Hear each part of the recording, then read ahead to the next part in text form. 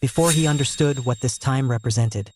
His face was still flushed red, but his time had always been black. His name is Han Jiao, and up to now in his commentary work, he hasn't even gotten to eat 10 gene of high-quality Arctic sweet shrimp. Sorry, I went off topic. Because the crime scenes in Han Jiao's drawings were too realistic, he was suspected of being a suspect in the case, and in this muddled way he was arrested and thrown straight into prison. I still don't know what the other man is called. Anyway, he came in with a purpose, to investigate the case. He's a very upright person, basically an undercover agent. Just like that, they slowly became entangled with each other in this alpha prison, and even ended up with an adorable little baby. Alright, let's begin. It was another bright sunny morning, and Han Jiao had just pulled an all-nighter to finish the scroll the client wanted. He had turned the house into a complete mess. Fortunately, the pay was substantial, and he even replied with a smile, "I'll be counting on you again next time." Just as little chick Jiao was about to tidy up the place, uninvited guests knocked on the door. The door opened, and it was the Metropolitan Investigation Unit. The reason was simple. The dark humor drawings Han Jiao had posted online were too realistic in their details, so he was to be arrested. Before Han Jiao could react, they barged straight in, said they needed to preserve the scene, and casually confiscated his computer. And just like that, 21-year-old Jiao was taken away. No matter how Jiao tried to explain, it was useless. They were determined to pin it on him. Even worse, the footage leaked from the scene was exactly the same as the crime scene he had drawn, and he couldn't produce an alibi. This time, Chiao really couldn't dodge it anymore. What's more, he had been living alone since his early teens. He didn't even have any relatives or friends, so now there was simply no way he could explain himself. But he still couldn't come up with an alibi. Too miserable, little Omega. In the end, this poor little thing was still sent in. Shock level Alpha Prison, welcome. Shock level Alpha Prison welcomes your visit. But the outrageous thing is, this guy is obviously an Omega at a glance, so how could he be sent to an Alpha Prison? Isn't this just throwing a sheep into a den of tigers? I heard it was the people over in the legal department who misassigned him. But it's not that simple. Luckily, out of this mistake, a path also appeared. Inside, he meets an alpha just as charming as Gu Song, and another sweet but angsty story is about to begin. Everyone, remember to give the editor a like. Mwah. Open your mouth. No. Have you ever seen such an unlucky Omega? He was just drawing, and he actually managed to draw himself into prison. But then again, in a prison full of high-level alphas, it might not necessarily be bad luck. Here's what happened. The staff mistakenly assigned Han Jiao to an alpha prison. There was no choice but to go along with the error for the time being and temporarily put him in a two-person cell. Once the matter was reported upward, they would transfer him out. During this period, as an excellent Omega, Han Jiao could only grit his teeth and endure it for a while. Don't you ever bend over to pick up the soap, an Omega, and an especially superior one at that, just like this ha ha ha ha, born as a top-tier one. Who would have thought that as soon as he went in, he'd be targeted by the big boss inside? Sigh. The poor thing was so scared he jolted and trembled. He couldn't even get a moment of peace. He just heard two burly men outside the door discussing how they were going to have a fresh taste of him. Can he endure that? He cannot. Just at this moment, the legal department sent in another uninvited guest. He was an undercover agent arranged by 1818. The good show was about to begin. With a single order, someone was told to pack up. He was brought to the area where the alphas were kept. It felt like countless hungry wolves were staring at him. Maybe he was just overthinking it. But then it seemed like nothing happened. The prison was newly built, and all the inmates were high-level alphas. Han Chiao even felt that this place was quite free. But soon he didn't think so anymore. At some point, two strong men were already standing behind him. Why you? What are you trying to do? Han Chiao hadn't even reacted yet. The next second, his head was forced down, and he couldn't move at all. Thud, the boss's hunt began. Supposedly a welcome party. One underling grabbed Han Chiao by the hair. The boss spoke directly.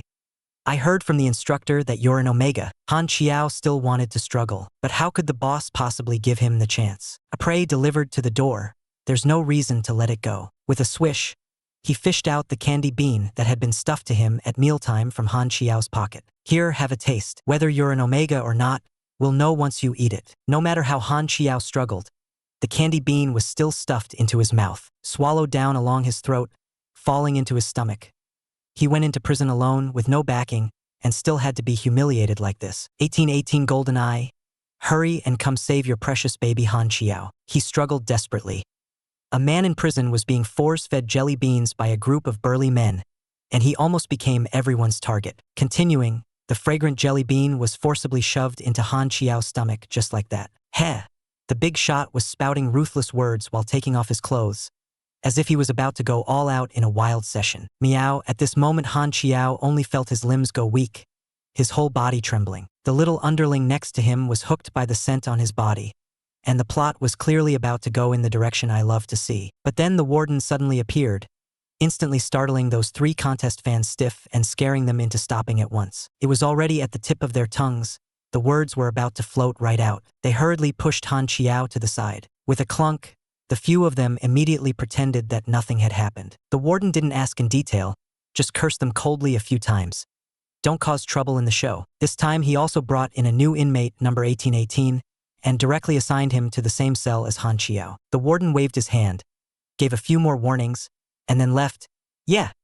As soon as those guys saw the warden walk far away, they immediately stood up and grabbed the still struggling Han Qiao. They were about to have a group exercise with Han Qiao, and had even calculated the timing of his struggle to be just right. Hey, the transfer student said while calling the newcomer over to help as well. Hold him down. Damn. Big bro really knows how to play. Hey, transfer student. 1818 hummed a little tune as he slowly walked toward Han Jiao. Their eyes met. Han Jiao's gaze went unfocused, as if he were asking for help. Ha! 1818 leaned in to sniff and whispered, "Smells pretty good." 1818 leaned in to sniff and whispered, "Smells pretty good." The smell happened to be exactly what he liked. He lifted Han Jiao into the air like a little chick and shook him twice, as if something suddenly occurred to him. He set Han Jiao down and had him follow him out. Then he slung an arm over Han Jiao's shoulder and walked straight out. The 3 big competition fans next to them were stunned on the spot. They stared at Han Jiao's body, which was shaking in fright. The man leaned in and said in a very gentle tone, "I'm saving you. Stop shaking." At this moment Han Jiao was both numb and insensible. Whatever anyone said, not a single word went into his ears. Ha! The candy bean is starting to take effect. His sense of touch felt wrong all over his body. Ha! One person walked straight into his own room. The 2 of them also walked straight into their respective rooms. The man glanced around the room. Nice place. Ha! Han Jiao looked terrible now. His body began to go limp and wobbly, and his mind was completely blank. He staggered over to the man's side. He grabbed the man's clothes in one go. "What are we doing?" "Oh, what are we doing?" Han Jiao took the initiative too aggressively and startled the man, who grabbed his hand, trying to calm him down. Meow meow. But under the influence of the candy, Han Jiao simply couldn't calm down. He cried and sobbed as he described what those people had just done to him. Immediately after, he pounced on the man like a starving dog on food, as if he wanted to use the man to heal his wounds. Hurry up and let go of that man and let me, the editor, foresee what happens next. If you want me, the editor, to foresee what happens next, then give lots of likes first, everyone. In order not to get dragged into a group activity, the man actually went after his roommate. Han Jiao also really couldn't control his trembling body. In one move he knocked the roommate he had just met to the ground. So embarrassing. The roommate was still worrying. What should I do? What if someone sees something this indecent? What should I do? This reckless guy. But the roommate is not someone to be messed with either. The roommate grabbed Han Jiao in one go, trying to pull his consciousness back. After a few tries, he actually seemed to calm down a little. The roommate scolded him for repaying kindness with ingratitude. He had just kindly saved him, and then he immediately turned on him, so unreasonable. And the weakened Han Jiao could only curl up on the ground. Haha. The feeling was like thousands of ants crawling all over his body. He stared at this troublesome guy. He reached out and yanked Han Jiao up. The movement was so sudden that Han Jiao was startled on the spot. The roommate lowered his voice and told him to be quieter. If they got caught, it would be no joke. He raised his hand and made a silence gesture. Han Jiao clenched his teeth, could only bite his lips, yet helpless tears still slid from the corners of his eyes. It was too humble, and the whole scene was downright absurd. In just a few seconds, it was over. Now it was the roommate's turn to show some authority. He stood up, smiled politely, as if he were about to pull something out that would completely stun Han Jiao. But in fact, Han Jiao had long since been stunned, his whole body stiff, at a loss and afraid the roommate would lay hands on him. He felt dizzy for a bit and let out a garbled scream, and ended up cranking Tongdo's explosive power up to the max yet again. Good grief, it's happening again? Good grief, it's happening again? The roommate was about to be driven crazy. The roommate looked at this troublemaker in front of him. After one unreasonable demand after another, the roommate was left only with a helpless, I really give up. Tongdo's sweetness really was something else. At this point, Han Jiayo, who had moved a bit farther away, still wanted to argue a couple of lines with his roommate. But within seconds he started begging again. Begging again within seconds. The slap in the face came way too fast. The roommate had no choice but to pick up this little one once more. Then Han Jiayo seemed to sense the little roommates. His heart jolted. So big. Teach this. After 884 rounds of fingertip dance duels, the overly sugar-high Han Jiayo finally came back to himself. The roommate could at last peacefully wash the hands that had just been worn out from dancing.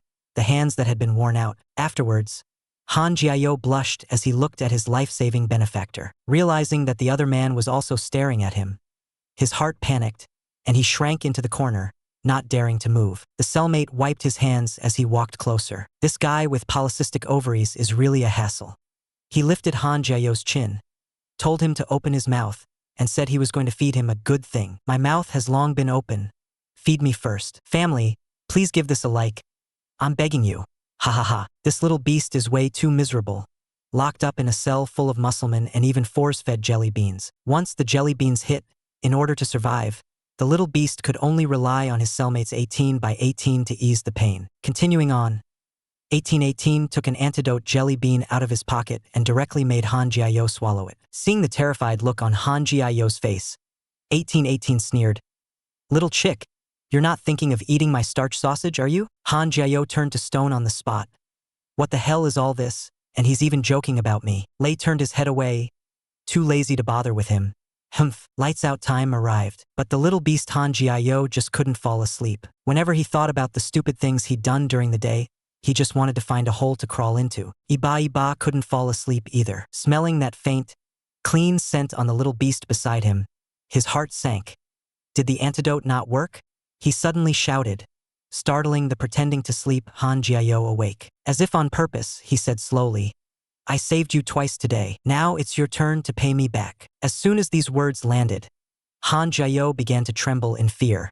He could only continue pretending to sleep, wanting to see if he could escape his cellmate's outrageous demand. All of a sudden, handful after handful drew close, and he blew a breath into his ear. Damn.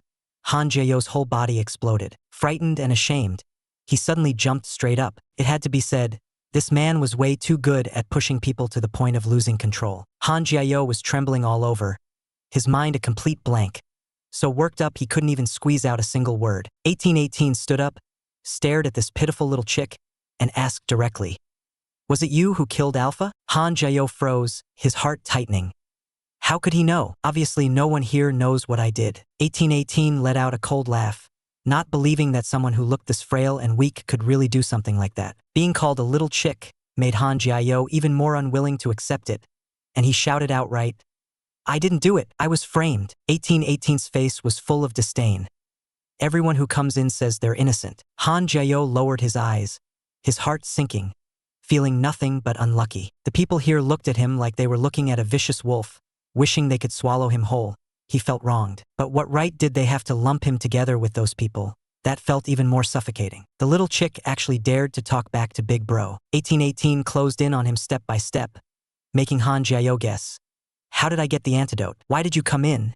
And how did I know?" Han Jiayo was intimidated by 1818's aura.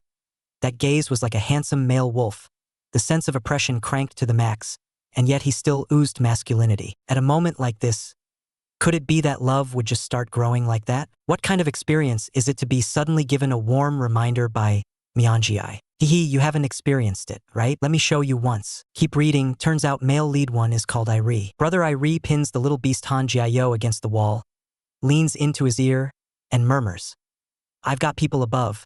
I can get access to information resources." With that whole spiel dumped on him, Han Jiayo is directly bluffed, completely dazed. Brother Irie takes the chance to make demands.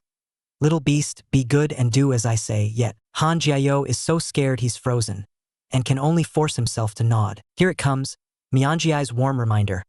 First, don't trust anyone here except Myung-won. Second, Han Jiayo, have some self-respect, don't bother me with your needs. Myung-won hates people who pester him the most. Han Jiayo has just opened his mouth to retort, only to be shut down again by a single line from Brother Irie. Being the blue lock little beast is really tough.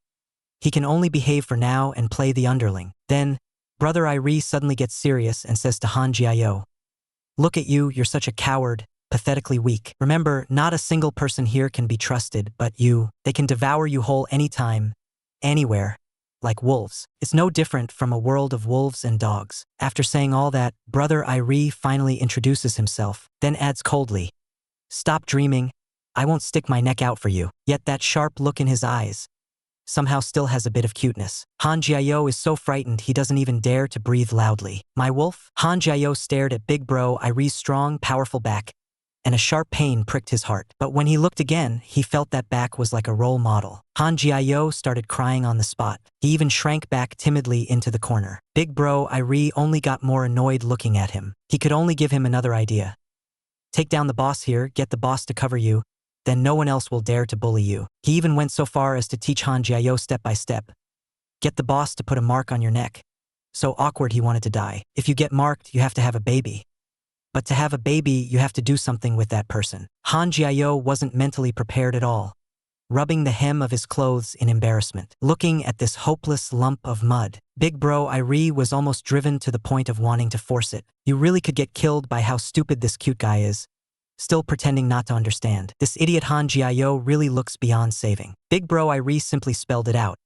"You just need to let the boss mark you once, then stick a band-aid over it, and when others see it they won't dare touch you." Looking at this cute idiot, Big Bro Irie was so angry his chest felt tight. After saying that, Brother Perseverance flopped down and went straight to sleep. Han Jiao looked at Brother Perseverance's side profile and calculated in his heart, "Since I have to find someone to mark me, would it be too sudden to go straight to Brother Perseverance?" So he just stared blankly, dumbly, at the man sleeping soundly in front of him. The handsome Big Bro Irie suddenly opened one eye, instantly startling the overthinking Han Jiao so much he gave a little jolt. "Haha, it really bit. The cute little beast Han Jiao has been marked, and the happy days are about to begin." Just as Han Jiao was staring thoughtfully at Brother Irie, Brother Irie stood up and directly exposed Han Jiao's little thoughts on the spot. Han Jiao's scalp went numb on the spot. The man in front of him had his looks online and his brain online too. Who could withstand that? Full marks, full marks. Han Jiao could only force himself to act aggrieved and, with a sobbing tone, said, "He doesn't know anyone else. Among the people here, you're the only one who looks decent. I what booked you?" He whimpered and hummed as he poured out all his worries and his dependence on Brother Irie. Brother Irie laughed at him for being too naive. Just biting the neck once, leaving a mark, doesn't solve everything. As he spoke, he crooked his finger, signaling Han Jiao to give it a try. He crooked his finger while urging, "Try it. Come on." Brother Irie was really bad. Gulp. The thick-skinned Han Jiao was not polite either. Propping himself up with his hands, he was about to offer his neck over, and he really did offer it. After that, he lay down trembling all over, his whole body stiff, assuming a posture of, "Do with me as you please." Then Brother Irie slowly leaned in. Thump. Han Jiao's eyes went blank. "Like this? Is this really okay?" Brother Irie looked at the Han Jiao in front of him from behind. He really had no way to deal with this kind of overbearing guy. Then he lowered his head and took a crunch of a bite, leaving a set of teeth marks that were both fierce and neat. He immediately lowered his head again and took a crunch of a bite, leaving a neat row of tooth marks. Han Jiao endured it with his eyes closed. That stab of pain had come far too suddenly. In no time, a clearly visible row of teeth marks appeared on Han Jiao's neck. It was over in just a few seconds, and only then did Irie let go of Han Jiao. Han Jiao's face flushed in an instant. He looked up at the man who had just marked him. Sensing that the mood was off, Irie immediately raised his voice and shouted, "It's done. Hurry up and go to sleep." Han Jiao's face was still red, and the color just wouldn't fade. He replayed the scene from just now over and over, and when he compared it with the ridiculous things he'd done during the day, Han Jiao found his own behavior even more unbearable. Irie didn't close his eyes to sleep either. It was as if there were still emotions stuck in his throat that he hadn't let out. By the look of it, this sweet and ruthless story was about to begin. When it came to flirting, Irie was serious. "Come on. Be good and open your mouth, eat your candy." After a whole night of fussing, Han Jiao finally fell asleep. But now it was Irie's turn to be unable to sleep. The message-passing mission he had originally received was actually a screw-up on the legal department side. Someone wanted to use Irie's hand to assassinate Han Jiao, and it had to be done cleanly without anyone finding out. But the higher UPS were keeping an eye on the fact that Han Jiao was living alone, afraid that the moment they made a move it would give them away and arouse suspicion. So the higher UPS turned around and arranged for Irigi to come over, ostensibly, to protect Han Jiayo. The double pressure came down, and obviously, Irigi ended up choosing to protect Han Jiayo TSK. This job is really hard to do. To make up for one person's mistake, you have to make an innocent person take the blame. The next day when they went out for some air, Han Jiayo stuck to Irigi without taking a single step away from him. The boss at the side stared at the mark on Han Jiayo's neck, so angry his face flushed hot. The person he had his eye on ended up being taken by someone else first. But Irigi's aura clearly said he was not someone to mess with, so the boss could only swallow his anger and secretly hold a grudge. After a while, another inmate came over, the bespectacled number 2089. Han Jiayo was terribly curious and was just about to crane his neck to look. The next second, he was coldly scolded back by Irigi again. Irigi was afraid this matter would run wild and draw attention, and in the end he'd have to clean up the mess himself. Guarding him this tightly, it was really wife protection to an absurd degree. With a lollipop in his mouth, Irigi pressed his voice down and taught Han Jiayo to keep a low profile. Han Jiayo obediently endured the lecture, staring unblinkingly at his future husband. The righteousness on his face was something else. Irigi, however, was very put off by it. This guy kept staring at him. He took the lollipop out of his mouth, leaned in, and asked Han Jiayo in a low voice, "You care a lot, don't you? You also heard them say I'm dangerous just now." Before Han Jiayo had time to answer, Irigi suddenly slammed him against the wall, doing a straight-up cabiton. He slowly closed in, as if ordering Han Jiayo, "You're only allowed to listen to me." How could Han Jiayo possibly handle that? His face flushed bright red in an instant. But then the next thing Brother Iri said was like a bucket of cold water dumped over his head. "Stay away from me." He actually told Han Jiayo to keep his distance, and he just had to stand in a higher place using reason to crush this poor little guy. He pinched the lollipop in his hand and brought it to Han Jiayo's lips. "Be good, and then you get something sweet." The next second, Brother Iri really shoved the lollipop into Han Jiayo's mouth. It was an actual lollipop. Don't let your thoughts go wild, everyone. This place is honestly outrageous. You can see people entangled in groups everywhere, like it's the most normal thing. In the previous episode, we mentioned that Han Jiayo was teased by Iri until his whole face turned red. Blushing, he reached out and pushed the man in front of him away. But then he panicked again. What if someone else saw them? Yet that total straight man, Iri, didn't care at all. With a lollipop between his teeth, he even looked pretty innocent. He leaned in close to Han Jiayo's ear and whispered that he wanted to mess with him. Who could possibly stand that? Han Jiayo froze on the spot, staring at Iri in horror. With a thud, Iri was just about to kiss him. The next second, a whistle suddenly blew. Total mood killer. Both of them blushed at the same time. Iri stood there dumbfounded, not even knowing where to put his hands. He couldn't figure out what had just come over him either, or why he had lost control and done all that to Han Jiayo. He scratched his head and pretended nothing had happened, but in his heart he made a decision. From now on he should stay away from this guy. This guy is really toxic. After that, the daily life between the two of them seemed to return to normal, but they would still occasionally keep an eye on that new glasses guy, always feeling like he was secretly peeking at them. Later, Han Jiayo told Iri about his concern, and Iri told him to relax, saying maybe he was just overthinking it. After eating, the little beast Han Jiayo got ready to go wash up. Just as he walked to the door, he saw a muscle man standing there. Han Jiayo was directly scared silly. What are these people standing here for? Are they planning some kind of group sex? Before he could react, Iri behind him suddenly covered his eyes, and Han Jiayo was almost scared to the point his legs went weak. The muscle man opposite even said to Iri, "Mind your own business." Then he slammed the door shut with a bang, and even added, "If you're blushing, you can also join the group fun. Ha ha ha." How could Han Jiayo handle this kind of beneficial exercise? He turned his head and ran. Iri stood at the door, warning the muscle man with a cold face, "Don't bully Han Jiayo." Han Jiayo felt a guilty flutter in his heart, standing there even more at a loss, and started thinking about whether he should go make a little report. Someone is doing group sex. Turning his head, he looked at the seemingly cold Iri who had secretly been protecting him all along. He sneered inwardly. This guy isn't any good person either. The next second, he took off running again. But the big shot behind him also wanted to figure it out. Had Han Jiayo actually been marked or not, so he simply grabbed him to check. Han Jiayo ran, and when he finally stopped, he heard a suspicious sound. He leaned in for a closer look. Smack. Well, turns out they were having a meeting here. With this kind of scene, the timid Han Jiayo couldn't handle it at all. He hurriedly ran off again, but his luck was terrible, and he still got spotted by that group. Smack. Han Jiao took a step back and crashed into Irie's arms. The moment he saw the string of numbers 1818, he instantly felt relieved. Han Jiao staggered backward and bumped into Irie. Irie raised his voice and scolded Han Jiao, saying, "Fine, can't you just obediently follow me? Why are you always running off like crazy?" Then he shouted over to the others, "Listen up. Everyone here is a sports-loving tough guy. There's group exercise going on everywhere. Do you want to join in the fun too?" In the last episode, we mentioned that Han Jiao was discovered by a group of threesomes. Fortunately, Irie showed up in time and instantly turned the situation around. He even casually shouted, "Why do?" which left that bunch completely bewildered with fear. Hands on his hips, Irie looked like he was declaring sovereignty on the spot.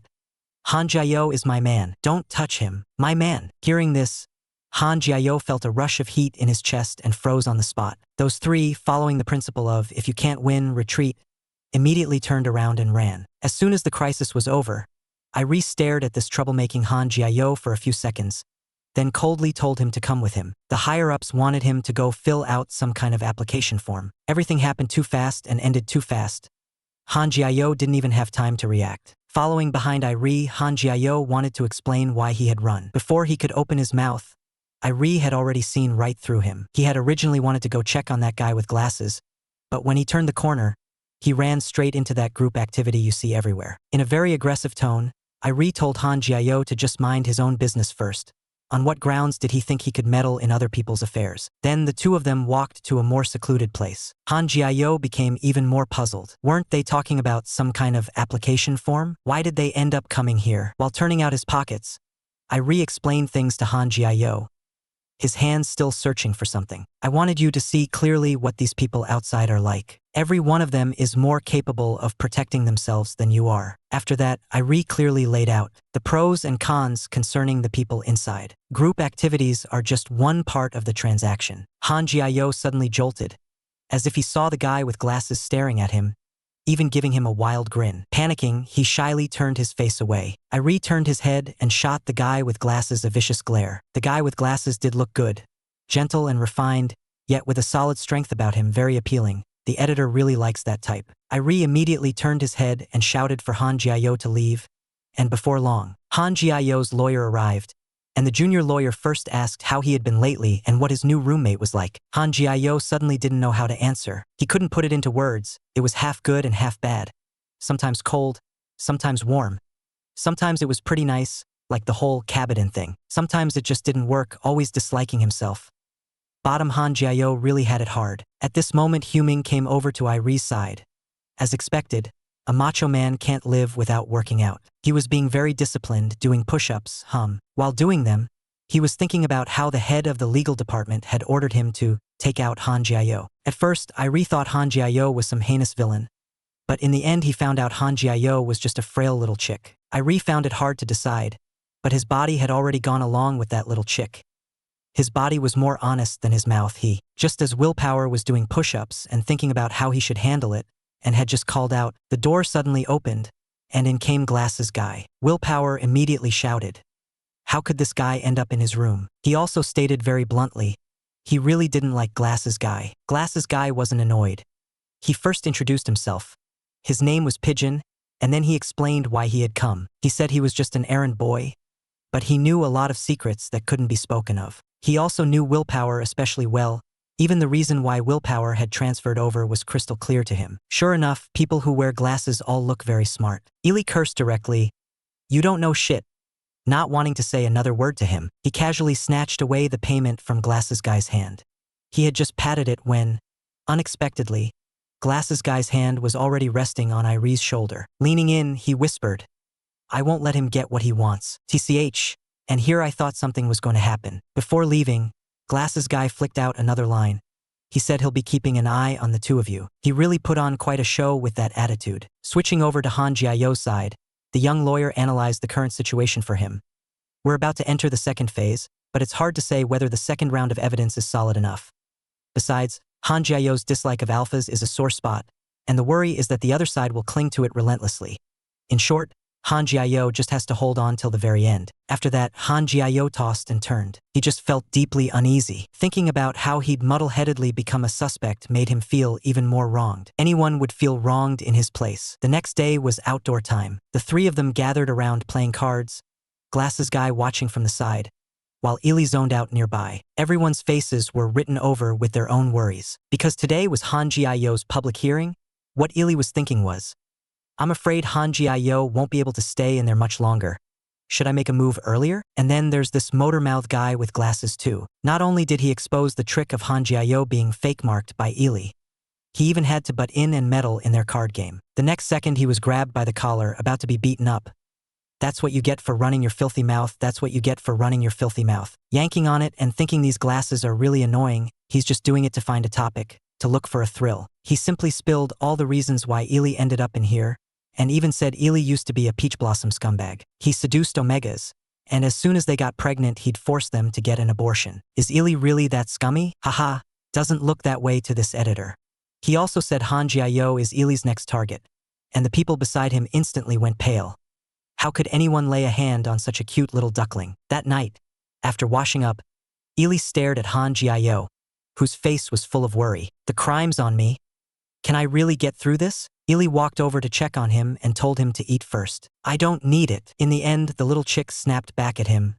No need to be this nice to me. The way he huffed in anger actually made him unbearably cute. But no matter what, Han Jiao still obediently ate everything. Looking at the somewhat cute Han Jiao, Ely changed his clothes and then grabbed him, telling him to go wash up. He ran along as he said, I'll wash you. It made Han Jiao think this guy must have taken the wrong medicine.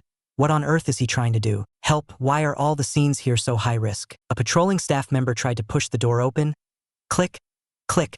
But no matter what, it wouldn't budge, even though there were clearly rustling sounds of branches inside. At this moment, Han Jiao's hands were shaking as he clutched Irie's clothes in a death grip.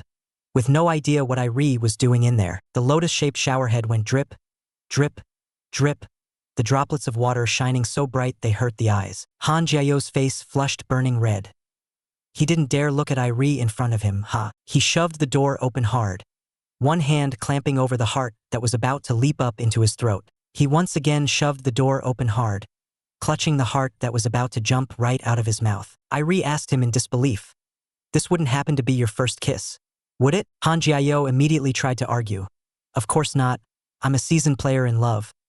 Obviously I can tell, right? Irie slowly closed in, staring at this cute little chick, and coldly mocked him for being spineless. It's already standing up. Han Jiao cursed at him with a red face. Get lost? What's it got to do with you? Irie patted Han Jiao on the shoulder, reassuring him. I'm not going to do anything to you. Han Jiao lifted those pink-tinted eyes, making people's hearts tighten in their chests. It was like Irie was caught by that gaze, his face heating up as well. He really was drawn in. Their eyes met, and each of them held the other's reflection in their gaze. Maybe love began to sprout in that very second. Han Jiao told Irie to let him go. Who knew Irie's next sentence would stab straight into his heart? I was only teasing her for fun. Han Jiao saw that Irie's expression seemed to suddenly change. He turned around and wanted to run, turned around and wanted to run. The next second, Irie grabbed him in one move, but he dodged his gaze and even asked, Weren't you just joking? The wicked Irie pressed close to his ear, panting as he said, He's changed his mind, still deliberately teasing him. We're about to take off. The little flying stick is coming. Han Jiao can only swallow his tears and coldness and endure all of this. Is this how all adults have to be? Hurting but still holding on? As for exactly how it hurts, I suggest you catch up on the comic.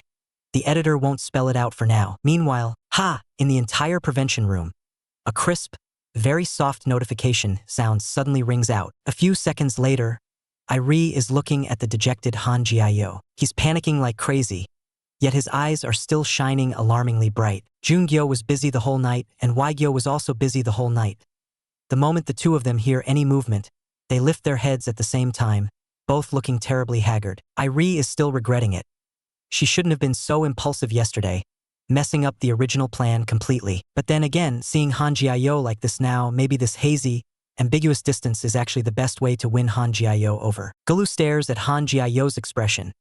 He's not really going to fall in love with the man in front of him just like that, Is he? Nobody here is reliable, bro. What kind of experience is it to fall in love in a place where group activities happen so frequently? After going through that sweet, scorching collision yesterday, Han Jiao now finds it even harder to accept himself. Even Irie can't figure out what she's doing. Could this be the pull of love? The moment Han Jiao thinks of all this, his face uncontrollably turns red. His heartbeat also starts pounding wildly, as if it's about to burst out of his chest. He suddenly thought of his childhood, when his mother was abandoned by a scumbag. He himself had always been bullied. Han Jiao suddenly felt like he couldn't breathe. Well, yes, a child who grows up being bullied will always be a bit more sensitive. Han Jiao started crying, and Irie saw it too. Seeing this scene, thought this little chick had gotten into some kind of trouble again. Looking at the whole body of the trembling Han Jiao, Irie didn't know how to comfort him either, and even thought he might have hit too hard last night and hurt this little chick. Han Jiao's misty, tear-filled eyes really made people's hearts soften. In order not to be discovered by the guard, Irie could only lower his voice to coax him. Don't cry, baby. Han Jiao was very sensible too, immediately pulling back his tears, obedient to an excessive degree. Just from his expression you could tell, this guy Irie had already started to feel sorry for this little chick. After that, the instructor informed the two of them to apply for reformation activities. Once approved, they could go to the library to study. When they got to the library, Han Jiao had just reached out to take a book when a sharp pain suddenly shot through his lower back. This feeling is something all adults should understand. When that lingering shame surges up, even your mind becomes impossible to control, and scenes with Irie keep flashing back. Han Jiao's heartbeat became a little erratic. This was the happiness of being in love, no doubt about it. Thinking again of how proactive he'd been last night, Han Jiao was honestly dizzy with sweetness. He even wanted something a bit more intense. On the verge of becoming completely muddle-headed, the more Han Jiao thought about it, the dirtier his thoughts became. Oh, the result really was, speak of the devil and he appears. Irie suddenly showed up right behind him. He had clearly heard Han Jiao's murmur, and clearly seen Han Jiao's shyness. Irie's unruly, roguish look made it really hard not to be moved. Irie lifted Han Jiao's chin and praised him, saying that beneath his delicacy there was a hint of cuteness. Han Jiao's ears turned completely red. No one had ever called him cute before, and even Irie himself felt a bit flushed. Even Irie's face went red. With you blushing and me blushing, even the air seemed to heat up. Then the mischievous Irie remembered what had happened last night and wanted to pull Han Jiao over to talk it through again. Han Jiao trembled on the spot. Talk my ass. Just like that, these two hearts that hovered between closeness and distance were about to write down a beautiful love story right here. This man is just too miserable. Not only did he end up behind bars, he even has to serve the tough guys inside. Han Jiao raised his hand and directly covered Irie's mouth that was about to blurt everything out. I'm begging you, stop talking. I really can't figure it out.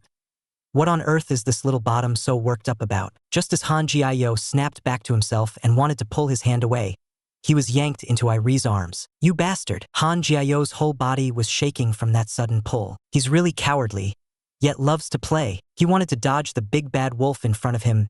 Hands off! But the difference in strength was way too great. In the next second, he was once again slammed against the cabinet in a cabinet. The distance was far too close, and Han Jiao's face flushed red all over again. No matter if it's a man or a woman, no one could withstand this kind of distance. Irie looked at that handsome yet oppressive face, but what came out of his mouth were words that were overbearing yet gentle, biting and gnawing. At this moment, Han Jiao was already completely thrown into chaos. Irie stared at him and questioned Han Jiao about why he rejected alphas so much. Han Jiao, however, only stared at Irie's Adam's apple bobbing up and down, not taking in a single word. Irie leaned in a little closer. Since you won't talk, then let's talk about what happened last night. Han Jiao tried to escape even after being pushed away, but this game of the eagle catching the chick was impossible to stop. Every time he pushed away, Irie only enjoyed the chase even more, holding the situation firmly in hand. Since you won't speak, then let everything be written into the kiss. Even Irie himself couldn't explain what was going on. He clearly didn't want to in his heart, yet that inexplicable impulse just forced him to do this kind of thing to the little chick in front of him. The next day, the junior lawyer came to report Han Jiao's recent condition, and it always felt as if someone had deliberately arranged things, pushing Irie step by step closer to Han Jiao. At this moment, because Han Jiao had knocked over the book stand in the library yesterday, he was writing a self-criticism. It hurt whenever he bent down. a sharp pain stabbing through his waist again and again. This was all one of Irie's good deeds. Han Jiao himself couldn't even say clearly what state he was in right now. He only felt that whenever Irie appeared, he was forced to endure many unfamiliar stimulations, especially recently. He had even started to look forward to it, what new moves would appear each night, and Irie would still from time to time give him a little surprise. Leaning over with a smile, getting closer and closer, Han Jiao was now completely drawn in by this man, utterly addicted, as if he simply could not quit. Who wouldn't fall for that, huh? This poor little bottom was really miserable, having to take care of the boss's fire in prison anytime, anywhere. That day, Irie was in the phone booth reporting on Han Jiao's situation. The man with glasses at the side slowly walked over. Irie hung up the phone and saw the guy with glasses open his mouth with a calm expression. He said that they had already developed a new suppressant drug. The more Irie thought about it, the more furious he became.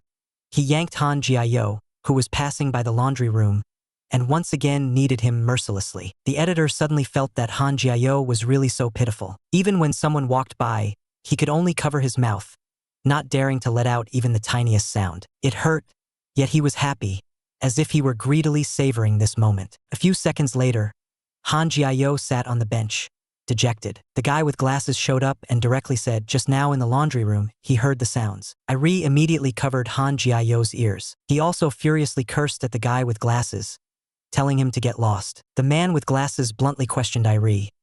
Did you never plan to touch Han Jiao at all? Are you addicted? The two of them talked for ages, while Han Jiao was still stubbornly trying to struggle. In his panic, he thrashed around, and his pheromones only grew stronger, choking Irie on the spot and leaving him stunned. Han Jiao yanked hard and forcibly pulled himself free from Irie's hand. The guy with glasses stepped forward and said coldly he would step in to protect her, but Han Jiao just looked blank.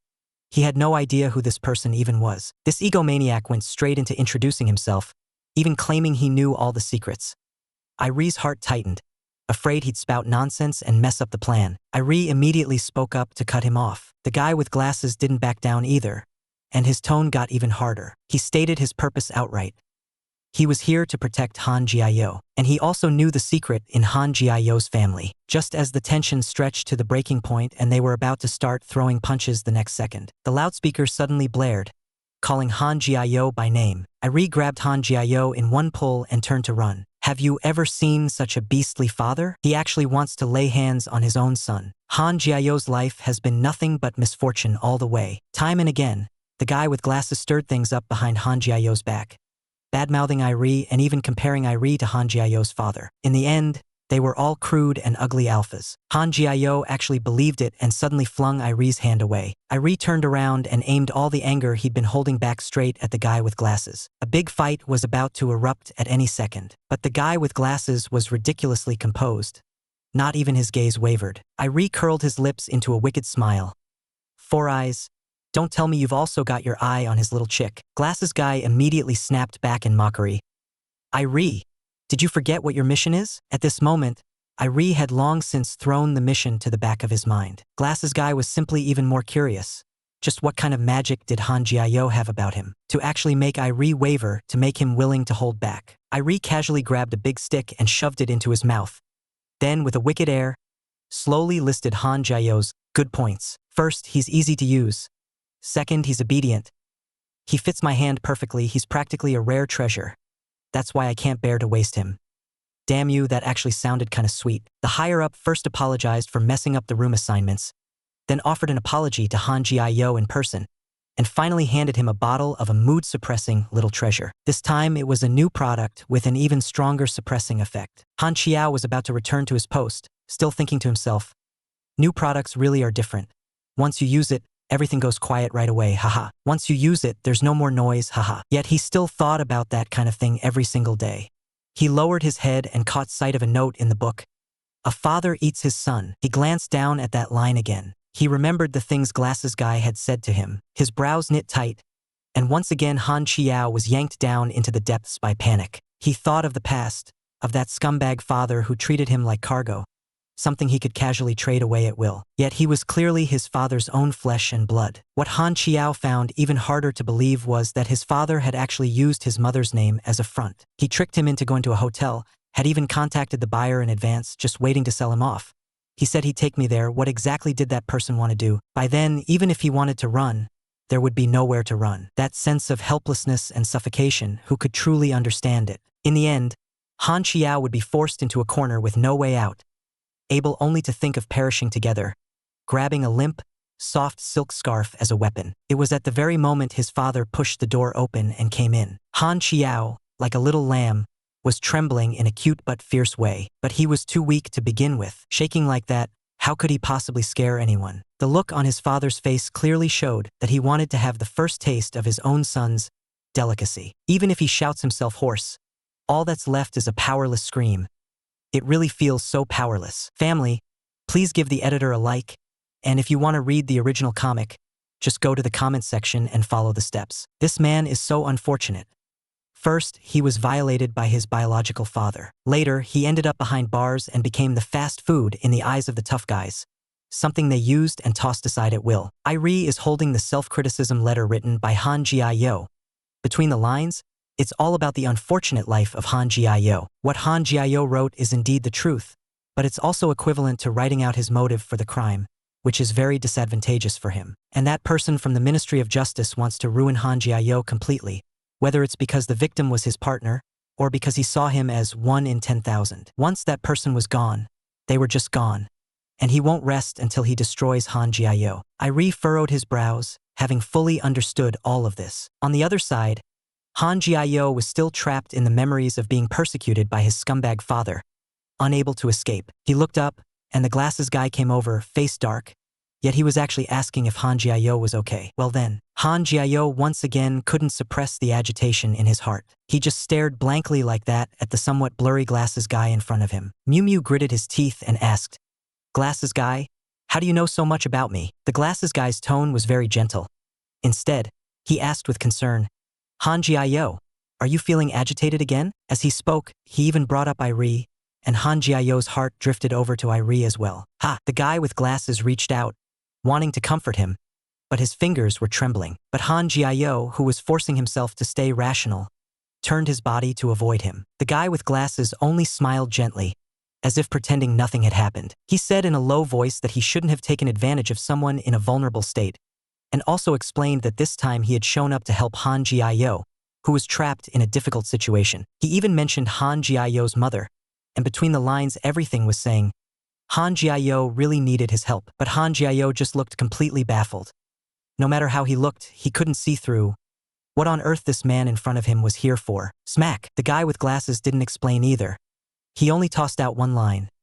Han Jiayo should first resolve the trouble in real life, and they would talk about everything else later. He suddenly pulled the miserable Han Jiayo into his arms, and at the very moment he was pulled into that embrace, in Han Jiayo's mind, the image of that scumbag father surfaced again. That uncomfortable feeling instantly surged up into his chest. He hurriedly shoved him away with force, threw down a don't, and turned around to run. Only the guy with glasses was left standing where he was, staring at the hand that had just been wrapped around Han Jiayo, smiling like some kind of creep. Over on Irie's side, he directly hid himself in the warehouse and started calculating what to do about Han Jiayo. Doesn't Irie truly have nothing bad to say about Han Jiayo? His mouth is all loud and noisy, but his heart is actually very warm. Damn it, ha! He made a phone call and thoroughly looked into Han Jiayo's situation. In the end, when he got hold of the self-criticism letter written by Han Jiayo, the answer turned out to be very unfavorable to himself. My legs are completely sore and numb. He really is acting like a good man behind bars. All right, hurry back and save that restless Han Jiayo. What would it be like to use all your athletic skills on yourself? Let's keep going.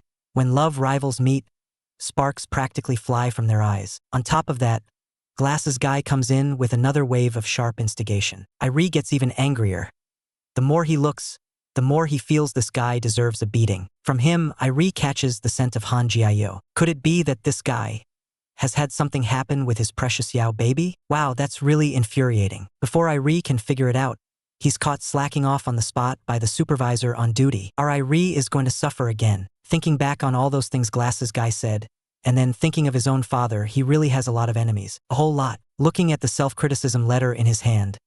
He won't let me go to school, treats me like a commodity to be traded, and even locks me up. If I want that devil of a father to disappear, I can't do it without Glasses Guy's help, so I can keep going to school. Han Jiao bites his fingertip and finally makes up his mind.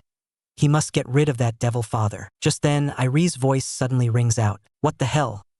When did this outrageously handsome bad man lean against the doorway? Startled, Han Jiao jerks in fright, and my heart jumps hard along with him. Irie insists on teasing him, saying this little guy spends all day with messy, random thoughts in his head, thinking about this and that. He even stopped eating. Irie leaned in for a sniff and immediately sensed something was wrong, and Han Jiao also panicked in an instant. Irie casually lifted Han Jiao up. Step by step he closed in, staring at Han Jiao as he questioned. What's with this different smell on you? Did that guy with the glasses touch you? Smack. Han Jiao instantly shook off Irie and cursed angrily. Bullshit! He couldn't be bothered with Irie anymore. Just tossed out that he was going to eat and turned around to leave on the spot. Irie clenched his teeth and tightened his fists. How dare he lay hands on what's mine? Han Jiao stood there helplessly, completely dazed. How could I have gotten the smell of the guy with the glasses on me? Was it because we were hugging too close just now? As Han Jiao was thinking this, Irie put a hand on his shoulder from behind. Irie lowered his voice and told him not to think about bluffing his way out of this. It was obvious that Mr. Irie was already jealous. Irie leaned in close to Han Jiao and warned in a low voice, I'll deal with you in the middle of the night. He even declared that he would use every single sports move on Han Jiao. The weak Han Jiao couldn't resist at all. He could only grit his teeth and swallow the pain. Let go of Han Jiao. Let me take his place. Ha ha ha. I recommend everyone go read the original comic. It's really even better. In the end, Han Jiao still endured the punishment of every sports technique. This was the price of disobedience. When the long-awaited late night finally came, the more he thought about it, the angrier he got. And Irie suddenly grabbed Han Jiao, directly pressing him. I told you to be obedient and listen to me, and my attitude toward you. I haven't forgotten, big bro. Why do you have to make such a mess of things? Why do you have to make such a mess of things? Han Jiao was so frightened that his mind went completely blank. He was at a total loss, his heart in a panic. He was afraid this man in front of him would actually carry out the workout experience he'd mentioned during the day, and the more he thought about it, the more scared he became. Hearing this, Irie stared at Han Jiao's pitiful appearance, and his temper instantly flared as he directly asked, Did that guy with the glasses touch you? Han Jiao wanted to explain, to smooth things over. Irie suddenly pressed in close, his breath brushing past, and he immediately sensed that something about this guy's scent was off. Irie's voice grew lower and louder, as if he had to pry an answer out of Han Jiao's mouth. Han Jiao spoke weakly. We didn't do anything. It really isn't what you think. There's only you, the one man, in my heart. But Han Jiao was instead frightened by that out-of-control, jealous expression on Irie's face. What answer did Irie actually want? Han Jiao had already said nothing happened, yet he didn't believe a single word. Han Jiao was out of options.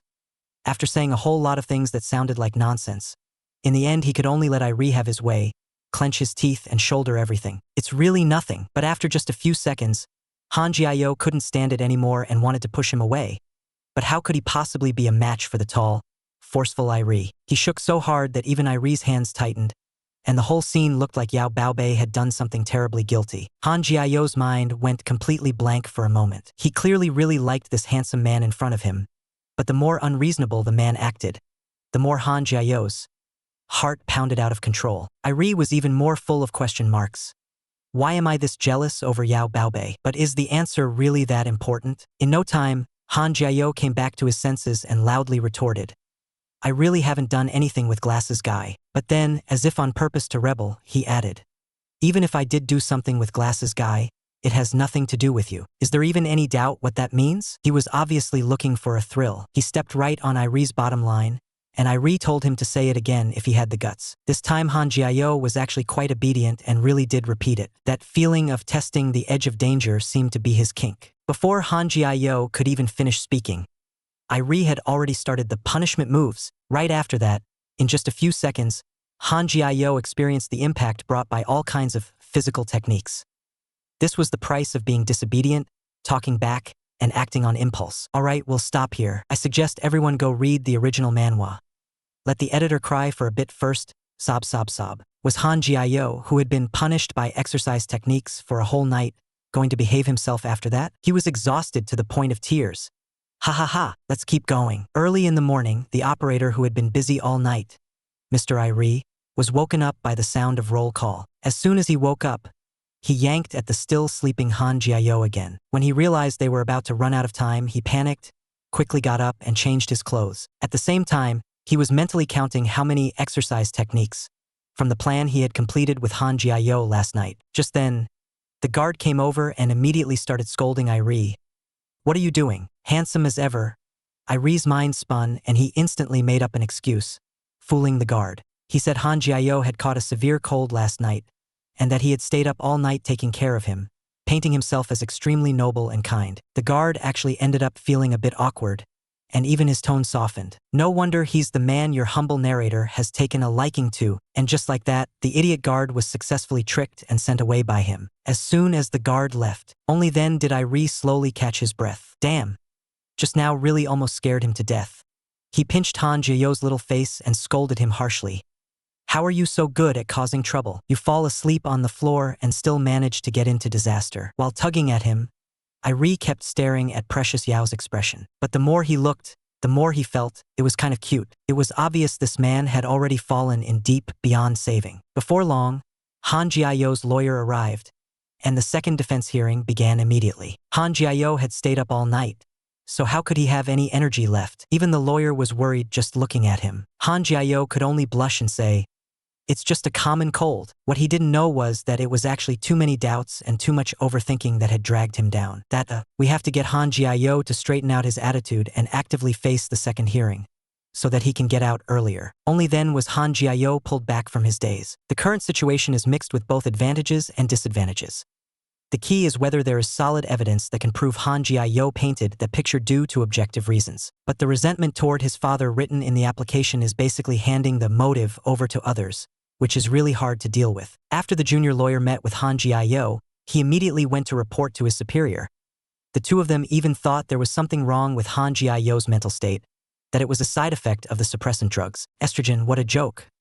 They were all kept in the dark and still thought they had it all figured out. I sincerely recommend everyone go read the original comic.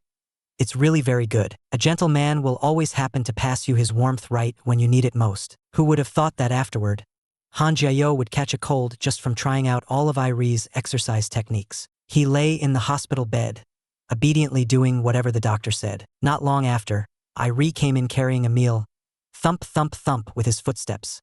The moment he stepped through the door, that sense of gentleness rushed over him. Even the doctor didn't suspect that Irie had done anything to Han Jiao. Instead, he made Irie feel even more embarrassed with his questions. As soon as the doctor left, Han Jiao immediately pulled the blanket over his head, too shy to show his face. Irie stood to the side and called him. Only then did Han Jiao raise his head, cheeks flushed, still not knowing how to face this excessively handsome man in front of him. Irie handed over the meal, then grabbed Yao Baby's hand and made him hold the spoon. Han Jiao was absurdly sensitive and panicked again the next second, completely at a loss for how to react. Irie gave a wicked smile and told Yao Baby to be good and eat by himself. If he didn't behave, Irie would personally feed him as a warning. Han Jiao's face turned even redder, yet he stubbornly insisted he could do it himself. Irie told him not to be shy, saying they had already experienced all the athletic techniques. What was there to be shy about? But seeing Han Jiao's aggrieved and pitiful expression, Irie still felt a little guilty, blaming himself for making Yao Baby feel too good and causing him to fall ill. Ahem, I'm honestly so jealous. Blushing, Han Jiao immediately talked back in protest. There was no way Mr. Irie would listen to his rambling.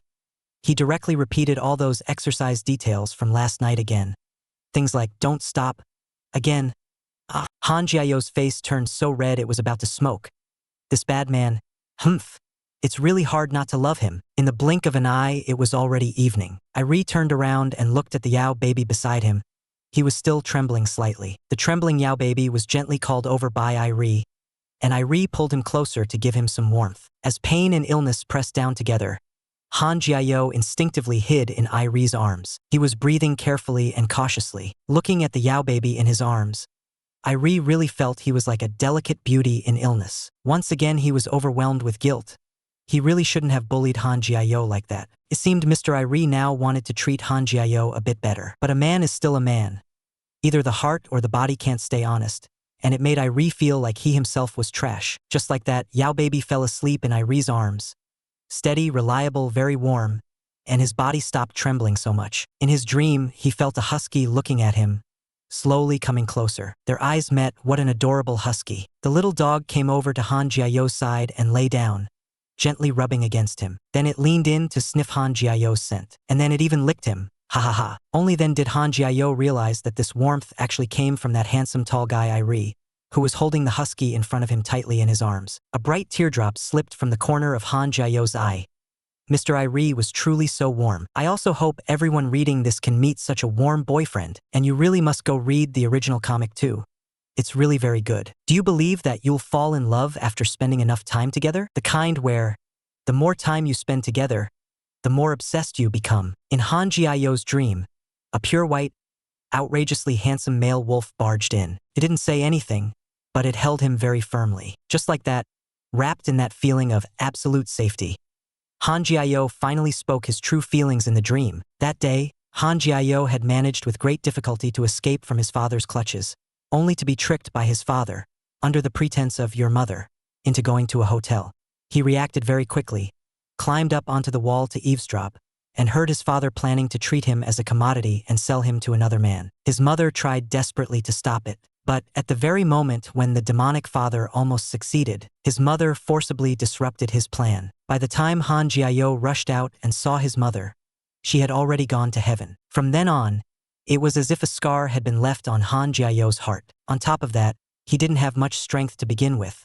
Whenever something happened, all he knew how to do was hide and swallow his grievances until he cried. So all the grievances from these years, he whispered out little by little in the dream to Mr. Irie, who made him feel safe. At night, looking at the soundly sleeping Yao baby, Irie couldn't even bear to get up and go to the bathroom. Han Jiayo clutched his big white wolf tightly and wouldn't let go, still mumbling under his breath, "Woof woof woof woof woof," which left Irie completely speechless. He could only hug Yao baby back, doubling the sense of security for him. The problem, however, was that Irie was still carrying out a mission. In this situation, he really couldn't make a move at all. He agonized over it like this and endured all the way until dawn. Irie looked at Han Jiayo's cute face, and his heart tightened. Such a softening, darling Yao baby.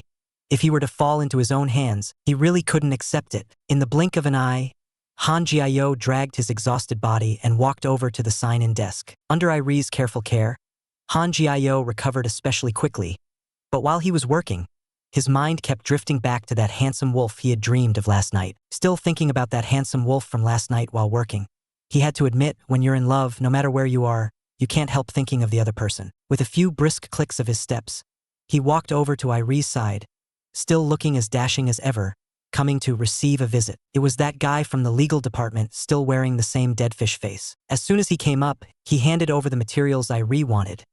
Irie was currently investigating the matter of Han Jiayo's father. The young man from legal spoke with a frown. That old Bankai is really not someone to mess with. He's got his fingers stretched into many industries on the outside, and it's possible Han Jiayo has also been mixed up in his gray businesses. Irie immediately refuted him. Impossible. From the clinical signs my Yao baby shows, he's nothing like an old athlete. And it just so happened that this Yao baby slipped out right in front of him. The young man from legal's expression instantly grew even colder. Irie hurried to smooth it over. I've only had some rough dealings with Han Jiayo. We're not exactly close. The young man from legal reminded him. Don't forget your mission. Before leaving, he even deliberately added one more line. Only he can save Irie. He also symbolically poked at Irie's sore spot. Don't you yearn for the free world outside? After being together for a long time, feelings will grow, and over time, they'll also grow more affectionate. Back to Han Jiayo's side, everyone is still fiercely arguing about whether to use Prola or not. And while he is working, he suddenly hears the news broadcast on TV. No way. What the news is talking about seems to be exactly the kind of suppressants he's been taking all along, and he hasn't even had time to figure it out. That greasy glasses guy suddenly pops out, startling Han Jiayo with a jolt. Damn it, this glasses guy. Everyone must go finish reading the comic. Love you all. Do sports between men also need a human cub blocker? Because the glasses guy suddenly appeared, the Coca-Cola in Han Jiayo's hand was directly scared out of his grip. Han Jiayo was genuinely frightened by the glasses guy. At the moment he handed over the Coke, the glasses guy's hand was still flailing around, making Han Jiayo's head spin. It's like he forcibly stuffed something into Han Jiayo's hand. Damn, when he looked down, he was almost scared stupid on the spot. It was actually a blocker. Han Jiayo's face flushed bright red in an instant. while the glasses guy leered and reminded him to guard against Mr. Irie. Han Jiao stared at the glasses guy in disbelief.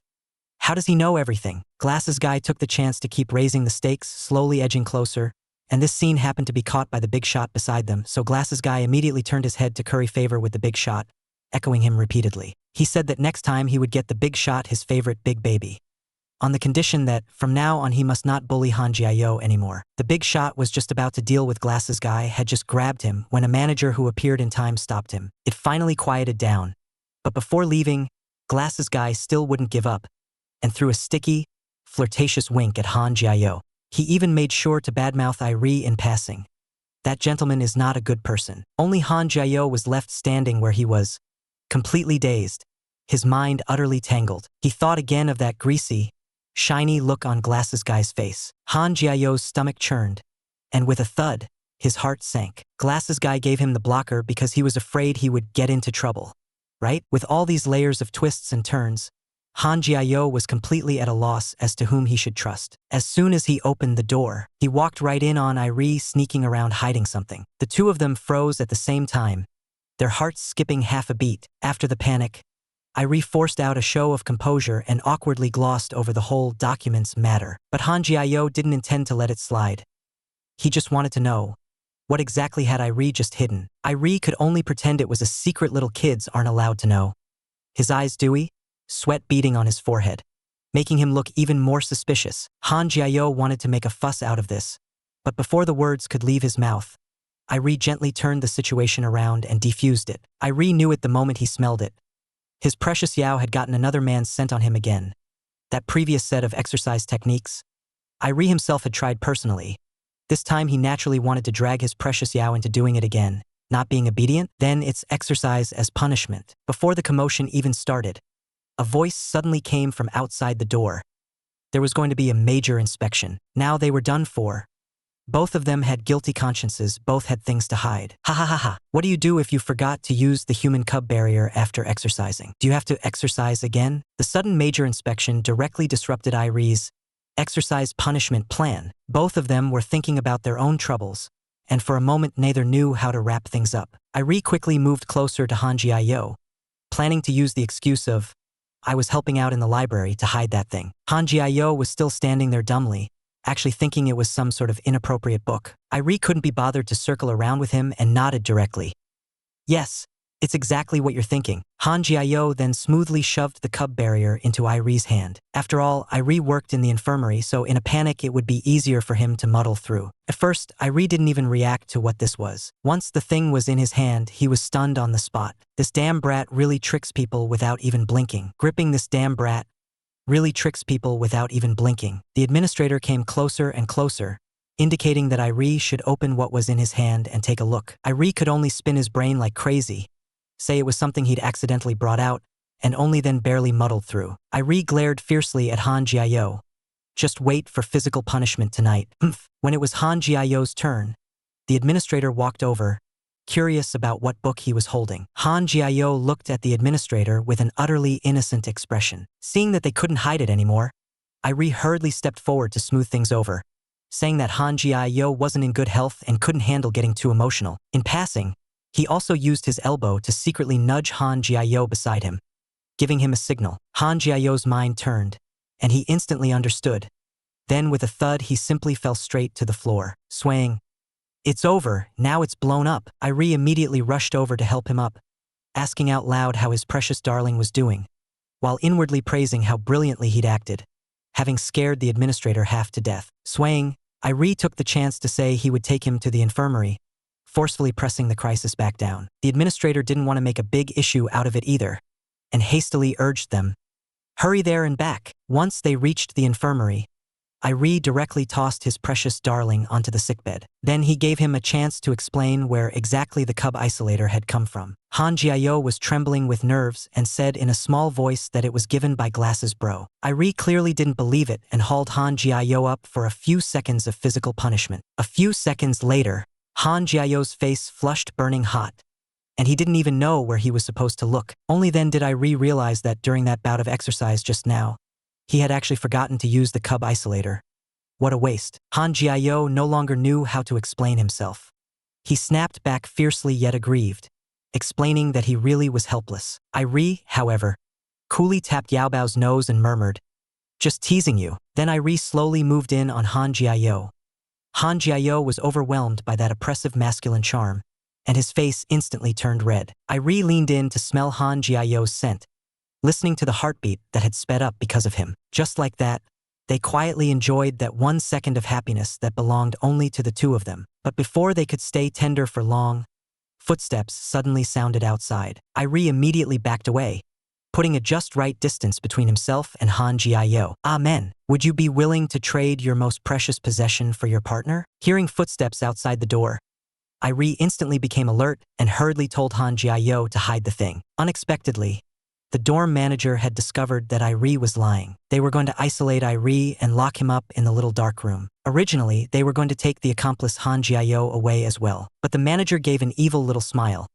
Making Han Jiao guard an empty room alone was the cruelest punishment. Without Irie's protection, Han Jiao was like a lamb waiting to be slaughtered. Watching Yaobao being taken away, Irie still had a flicker of reluctance in his eyes. From that day on, without Irie around, Han Jiao was truly lonely. He walked into the noisy cafeteria, alone and isolated. Han Jiao could only be even more careful, not daring to breathe too loudly. He heard the cellmates beside him chatting idly. Irie had been thrown into solitary, and everyone was watching the show. Even that shameless guard was secretly gloating. Without Irie to comfort him, how is Han Jiao going to survive the moments when he misses him? Han Jiao could only sigh inwardly. It's too dark here, and he was standing in a dangerous place. There wasn't even that handsome Irie to stand in front of him and shield him. He didn't even know how he was supposed to get through one excruciating, lonely night after another. The most painful thing is longing. It's so intangible, yet it magnifies everything. Even the room he usually thought was too small now felt as if it had been stretched to countless times its size. That feeling of being surrounded by loneliness can only be understood by those who have truly experienced it. The more Han Jiao thought, the more chaotic his mind became, and he finally admitted.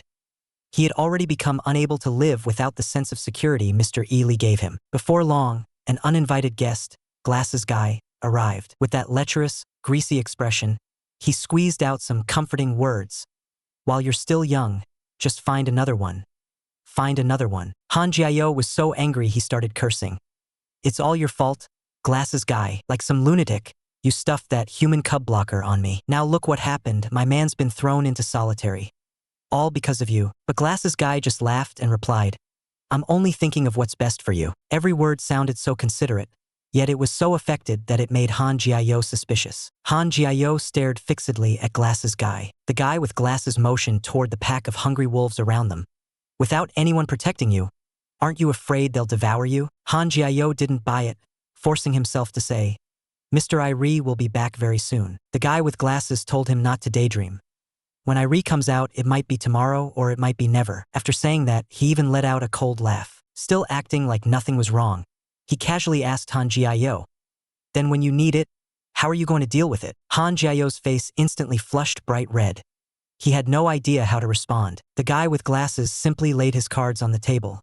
"I have a way to get Mr. Irie released faster." 7337 Han Jiao asked timidly, "What way?" He never expected the guy with glasses to actually say, "Let Han Jiao experience his athletic skills in exchange, as leverage to get Ely released." The poor little chick was about to be pinched into a plaything by the guy with glasses. Flustered and at a complete loss by those words, Han Jiao was told, considerately, by the guy with glasses that he'd give him some time to think about it. The camera cuts over to Ely's side. After being shut into the little dark room, Mr. Ely immediately launched a hunger strike in protest. But it was clearly useless, so he could only vent all his overflowing energy by pounding it into the walls. Very soon, it was time for the Making Things Hard for Ely segment. The warden demanded to check whether Ely had any contraband on him, that torturous procedure carried out step by step. Ely wasn't even allowed to refuse.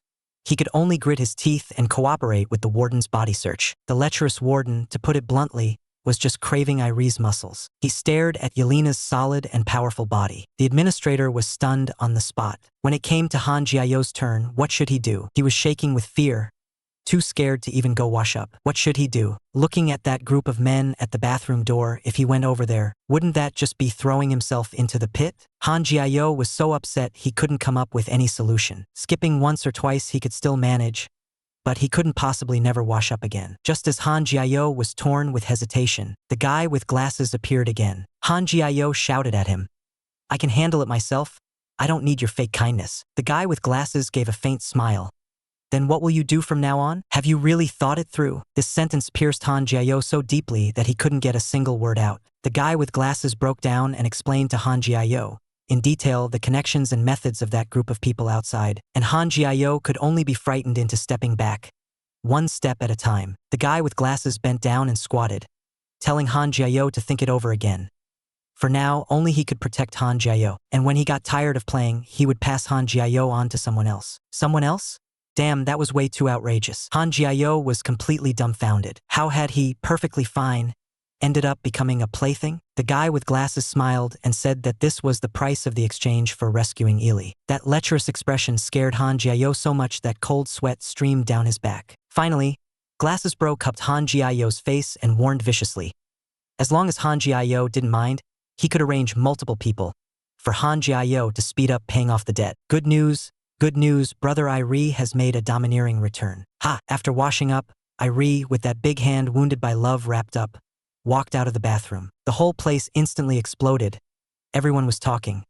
This guy actually came out this easily. Sure enough, having someone backing you up really is different. Little chick Han Jiao still didn't know this good news, that his husband, Mr. Ili, had already gotten out. He was still struggling in the cracks, living cautiously. Glasses Bro followed the usual procedure and continued to brainwash Han Jiao. Han Jiao felt so annoyed the moment he saw him that he just wanted to hide. Right now he could only hope.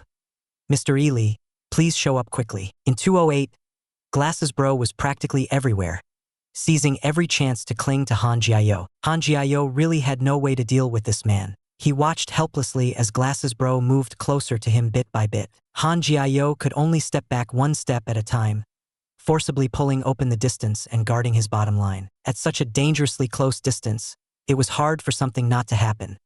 The atmosphere suddenly turned wrong, but Han Jiao was still stuck with the preconceived prejudice weighing on his chest, and he gritted his teeth and coldly rejected Glasses Bro once again. Han Jiao's expression of disgust was so obvious that Glasses Bro actually thought, "Could this kid be pregnant?" He muttered a sentence, and the bystanders watching the drama immediately began to boo along.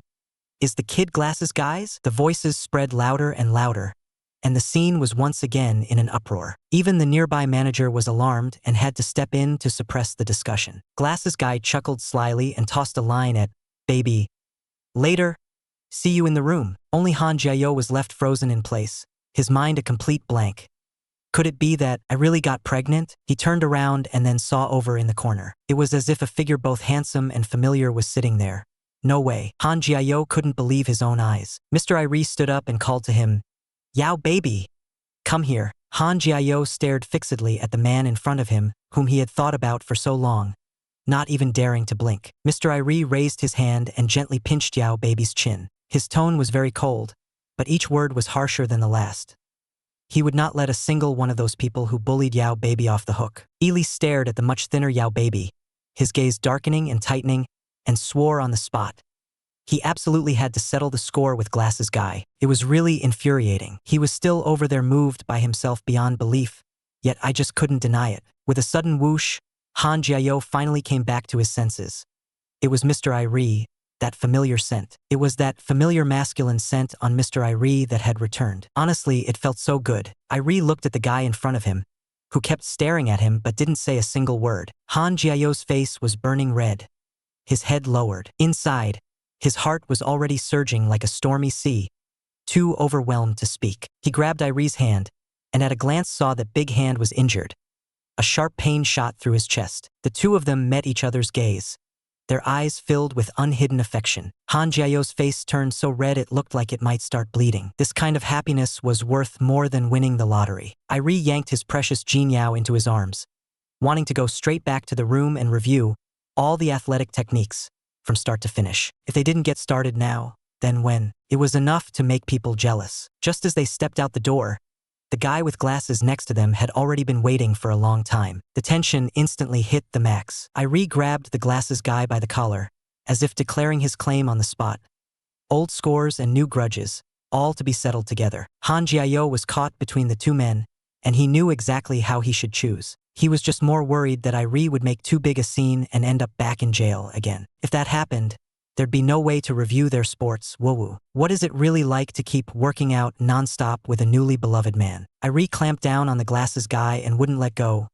His gaze so fierce it looked like he was going to devour someone. Han Jiao stood in the middle trying to break them up, but it didn't seem to be working at all. That suicidal glasses guy kept mocking them, deliberately provoking the already furious Irie. Han Jiao moved directly to stand at Irie's side, clearly taking his own man's part and going head-to-head with the glasses guy. The glasses guy once again leaned in close to Han Jiao, as if deliberately announcing that he knew this man in front of him very well. Irie had long since been grinding his teeth in hatred. Seeing Han Jiao standing that close to the glasses guy again, he completely lost control of his temper, shouting, "Yao baby, get over here." Han Jiao walked back to Irie's side, and slowly, Irie suddenly raised his hand, pulled Yao baby into his arms, almost closing the distance to zero. Irie suddenly hugged Yao baby tightly, the distance so close it made one's heart skip a beat. That distance really made people's faces burn.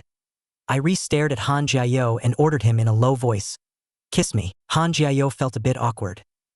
His gaze shifted aside and landed on the guy with glasses next to them. Seeing that Yao baby was still not saying anything, Irie pinched Han Jiao's cheeks, slowly moved closer, and forced him to learn where the line was. The consequence of disobedience was an even harsher exercise punishment. Looking at the handsome and imposing Irie, Han Jiao had already surrendered in his heart. Irie took the opportunity to grab Yao baby's hair and, right in front of the guy with glasses, put on a live performance. Seeing the obviously jealous look on the guy with glasses' face, Irie knew at once.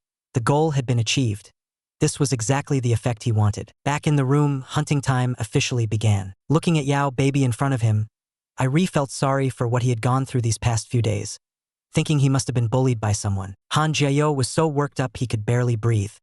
He hurriedly explained that he had been very restrained these past few days, and nothing had happened. But Irie didn't believe it. In his eyes, there was no way Han Jiao was some rule-abiding hot-blooded guy. With no other choice, Han Jiao could only tell him about how the guy with glasses had forced a kiss on him. This completely expected outburst of fury still made Irie lose control entirely. From the jealous look in Irie's eyes, Han Jiao could tell. He wanted to use every athletic skill. He had to make it up to this well-behaved little Yao baby. And Han Jiao's own waist hurt just thinking about it for Irie. What kind of experience is it to be exercised until you're sobbing with pain?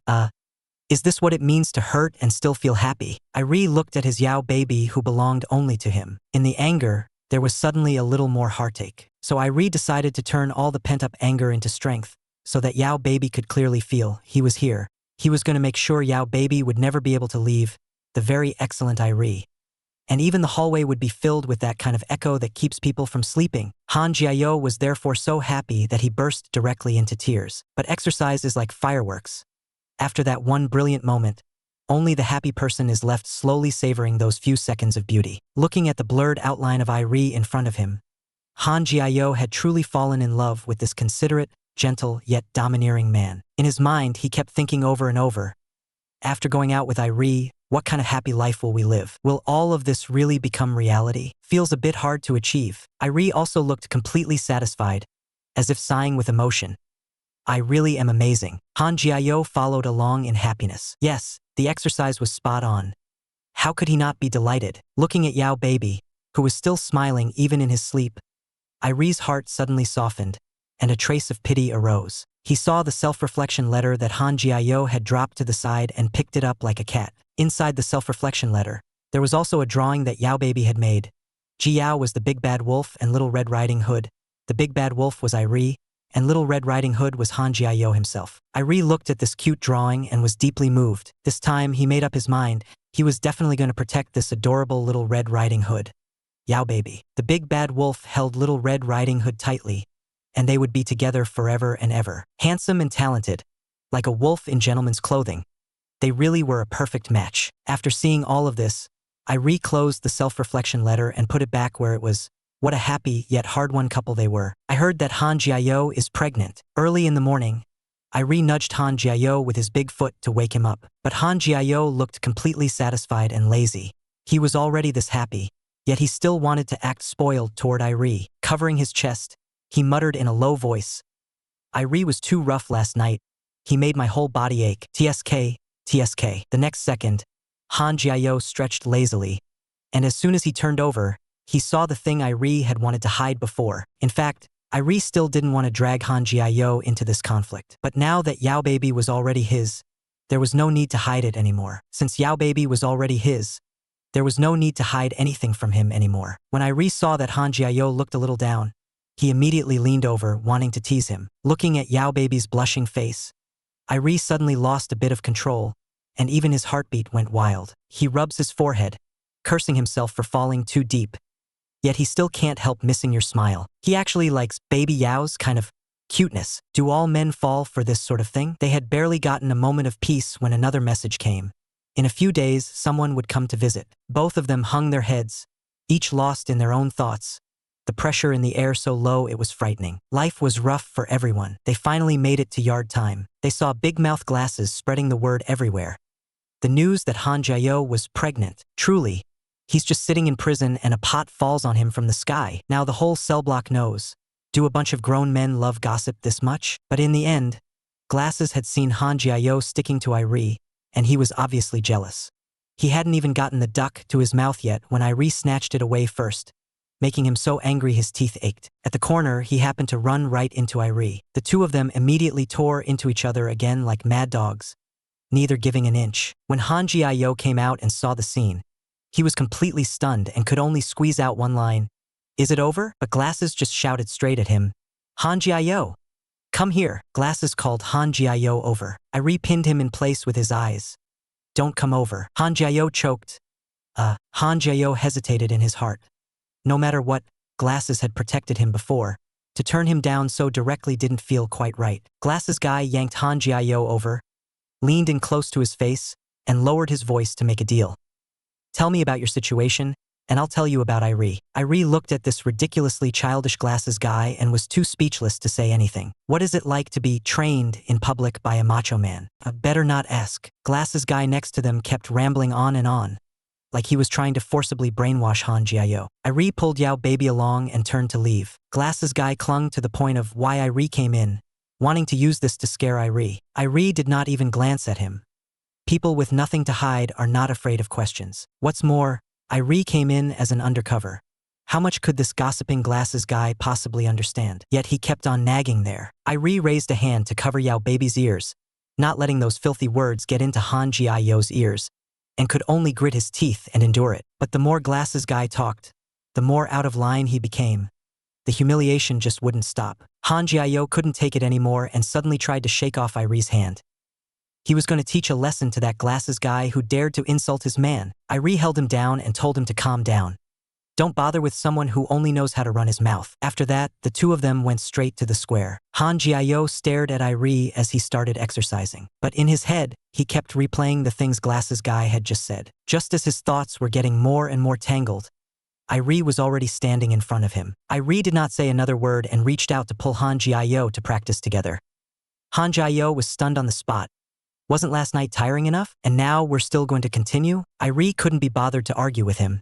Directly dragged Precious Yao over to the horizontal bar and ordered him to hang from it. Han Jiao just felt that his whole body was wrong. Han Jiao just felt that his whole body was wrong. It was hard enough just to stand, and he still had to hang from the bar? His body tingled all over, like an electric current shooting up from his bones. Heave-ho, obviously, Han Jiao wasn't tall enough and couldn't reach it at all. Before he even had time to jump up, his leg suddenly cramped with a thud. Ha ha ha. Useless Han Jiao. The handsome Irie rushed over at once and scooped him up in a full princess carry. He held Han Jiao steadily over to the bench and gently set him down. Then he crouched to take off his shoes, relaxing Han Jiao's ankle and slowly massaging it. Han Jiao's ears turned red as he secretly watched the gentle and considerate Irie. But as soon as he heard Irie say, "You need to rest tonight, no exercise," Han Jiao was clearly unwilling. He was really addicted to working out by now. The two of them sprinkling sugar in front of everyone immediately caused a small commotion. Han Jiao hurriedly decided to quit while he was ahead and muttered softly, "Let's go back." Iri stared at that deep mark on Yao Baby's neck, his heart tightening as he couldn't help feeling distressed again. Next time during exercise he had to be gentler, but Han Jiao liked it rougher, so he probably wouldn't like gentle, right? As soon as the two of them left, Glasses Guy slipped into the crowd again and started stirring things up after finishing their exercise. He actually still had the energy to think about problems. That night, having just finished exercising with Yao Baby, Willpower, also known as the president, held the documents in his hand, head lowered as he analyzed them. It really was baffling. After all, they had only just finished exercising. His brain still hadn't recovered. Staring at these materials, he only felt his head hurt even more. In the end, the conclusion he reached was, as long as he could get Yao Baby to speak up and do something, that might be the breakthrough. It might even be inseparable from Yao Baby's old bastard of a father. No wonder he was Macho Man Iri, utterly exhausted and still able to break the problem down so clearly. Willpower lifted his eyes to look at the pitiful Yao Baby. That unspeakable ache pressed down on him. He leaned in and pressed himself against Yao Baby's body. Feeling that burning heartbeat, Willpower's heart sank. Yao Baby was nothing more than a fragile little chick who couldn't even take care of himself. He had to protect him. But in his sleep, Han Jiao weighed down on him like a heavy load, as if something were pinning him in place. His whole body couldn't catch a breath, unbearably miserable. The next day, Han Jiao received a mysterious note telling him to go meet someone. The more Han Jiao thought about it, the more wrong it felt. His instincts told him it was a trap. He had originally wanted to avoid Ili, but Ili went straight to the door to pick Yao Baby up from work. Han Jiao forbade Ili from calling him Little Fuzzball anymore, and the two of them started bickering on the spot, arguing more and more fiercely. With a sudden boom, Han Jiao abruptly asked Ili, "How old are you, really?" Which left Ili completely stunned. Who wouldn't envy such a clingy, troublemaking pair? Visiting hours arrived. Ili once again ran into Glasses Guy. Strangely enough, this time Glasses Guy didn't provoke him. Instead, it was Ili himself who started to feel nervous, as if something was off. As soon as Ili went in, he saw that Han Jiao's lawyer was there as well. He just felt that something was off, in a way he couldn't put his finger on. Not long after, Ili's superior also arrived. The moment the three of them locked eyes, the air instantly froze. Everyone was hiding something, but sharp-witted Ili still saw through it. These people definitely all had something going on. The case was getting more and more puzzling, and the relationships more and more tangled. Yet Han Jiao was as frail as a little chick, completely unable to withstand a situation like this. Iri talked with the long-haired man for a long time. In the end, they confirmed. The key piece of evidence linking Han Jiao to the incident was that ring. But the ring had conveniently gone missing, and on top of that, the long-haired man knew the lawyer who had just left. The situation suddenly became even more tricky. Iri went in circles trying to exonerate Han Jiao, but the long-haired man, with that better to kill the wrong person than let one slip attitude, clung stubbornly to Han Jiao and refused to let go. He even questioned Iri to his face. Had he fallen in love with that hateful criminal Han? Leaving Iri so embarrassed that his face practically froze. Anyway, the situation now is, without any evidence, even if Han Jiao has been wronged, he still has to take the blame first. In the end, the long-haired man gave Iri a bit more time to see if he could coax out of Han Jiao where exactly the ring was hidden. Iri's head was really about to explode. The case was a complete mess, and then there was Yao Baby, the person he cared about the most. It was really hard for him to choose. At this moment, Yao Baby was being sweet-talked by Glasses Bro into going somewhere with no people around to have a private talk. Han Jiao stared blankly at the Glasses Guy in front of him, who was putting on a very convincing act. If you've got something to say it quickly. Don't waste the exercise time between me and Mr. Iri. Glasses Bro teased Yao Baby sourly, and only when he saw him getting anxious did he slowly open his mouth. Glasses Bro pulled out a deck of tarot cards and started with a round of a trial session. Then he laid out, one by one, everything about Han Jiao's mother and the things Han Jiao had gone through. After that, he warned Han Jiao, "Stay away from Iri. Whatever you do, don't fall in love with him, otherwise you will have to." But looking at it now, it was clearly already too late. Then you can't carry a baby for Iri. As soon as those words landed, Han Jiao was so shocked that all his hackles stood on end. Glasses Bro went on with the intimidation. If Yao Baby can't get pregnant with Iri's child, then he'll definitely die. Han Jiao slammed the table hard and insisted on getting a clear answer. On what grounds would Iree's husband butcher him after he'd gone through all the hardship of pregnancy? Glasses Guy calmly replied to him, because I was sent by lawyer Han Jiayo to protect Baby Yao. So Baby Yao has to listen to me? I would never set Baby Yao up. A disobedience movement, destined to begin, is about to be staged. After the visit ended, Iree looked at Baby Yao and just felt that something was off. Forget it for now, dragging Baby Yao off to eat is the most important thing. Han Jiayo lowered his head, still unable to make up his mind. He couldn't tell who was telling the truth. He couldn't be sure whether Iree would kill him either. In the end, he could only listen to his own heart. After all, in reality, the hand that pulled him back was still Iree's. Back in the room, Han Jiayo seemed completely deflated and was in terrible distress. Iree even thought that Baby Yao had been bullied by someone again. Iree stared at Baby Yao's pitiful yet still stubborn look. The more he looked, the angrier he got. His tone suddenly turned cold as he forced Baby Yao to explain clearly everything that had been said during the visit just now. But Han Jiayo squeezed his eyes tightly shut. Han Jiayo kept his eyes tightly closed. It's too messed up. My head is completely a mess right now. If you keep pushing me and still won't let me speak, Iree is going to start some kind of movement-style punishment. It's really too messed up. At this moment, Han Jiayo's heart was in a panic. He had no idea which sentence he should start from. He couldn't refuse that serious look on Iree's face, so he could only shake his head desperately, trying to steer the topic away, until Iree suddenly shouted. Han Jiayo trembled all over, as if he had caught a chill, or as if he had flinched from being startled by Iree. No matter how gentle Iree was, he could only stop first, soothe him first, and let Yao Baby calm down. Then came concern laced with reproach. Why Yao Baby took such poor care of his own body. He held him gently, coaxed him gently, his movements so light they could not be any lighter. Han Jiayo's face flushed red, yet he still pushed Iree away. Softening his voice, Iree asked again, who did Yao Baby just meet with? Han Jiayo could only turn his face aside, not daring at all to meet that searing gaze of Iree's. After a long time, Iree was still staring fixedly at Yao Baby without blinking. Han Jiayo could only repeat every single word that Glasses Guy had just said, not missing a single syllable, and relay it all to Iree. After listening, Iree propped his chin up with one hand and said in a very cool tone, I also used my connections higher up and came here specifically to protect you, Yao Baby. Han Jiayo completely fell into chaos on the spot. Protect me? Glasses Guy said the same thing. Protect me? Then who on earth is the real one? With a loud splat, Han Jiayo got overexcited and accidentally let it slip. He immediately covered his mouth, standing there in a tiny ball, completely panicking. Seeing that he was obviously hiding something, Iree slowly closed in. Knowing he couldn't escape, Han Jiayo had no choice but to spill what Glasses Bro said about pregnant women getting slaughtered. Knowing he couldn't dodge it, Han Jiayo told the whole story about Glasses Bro saying that pregnant women are going to be slaughtered. Then he immediately turned around and whispered an apology to Iree. Obviously, that apology was already too late.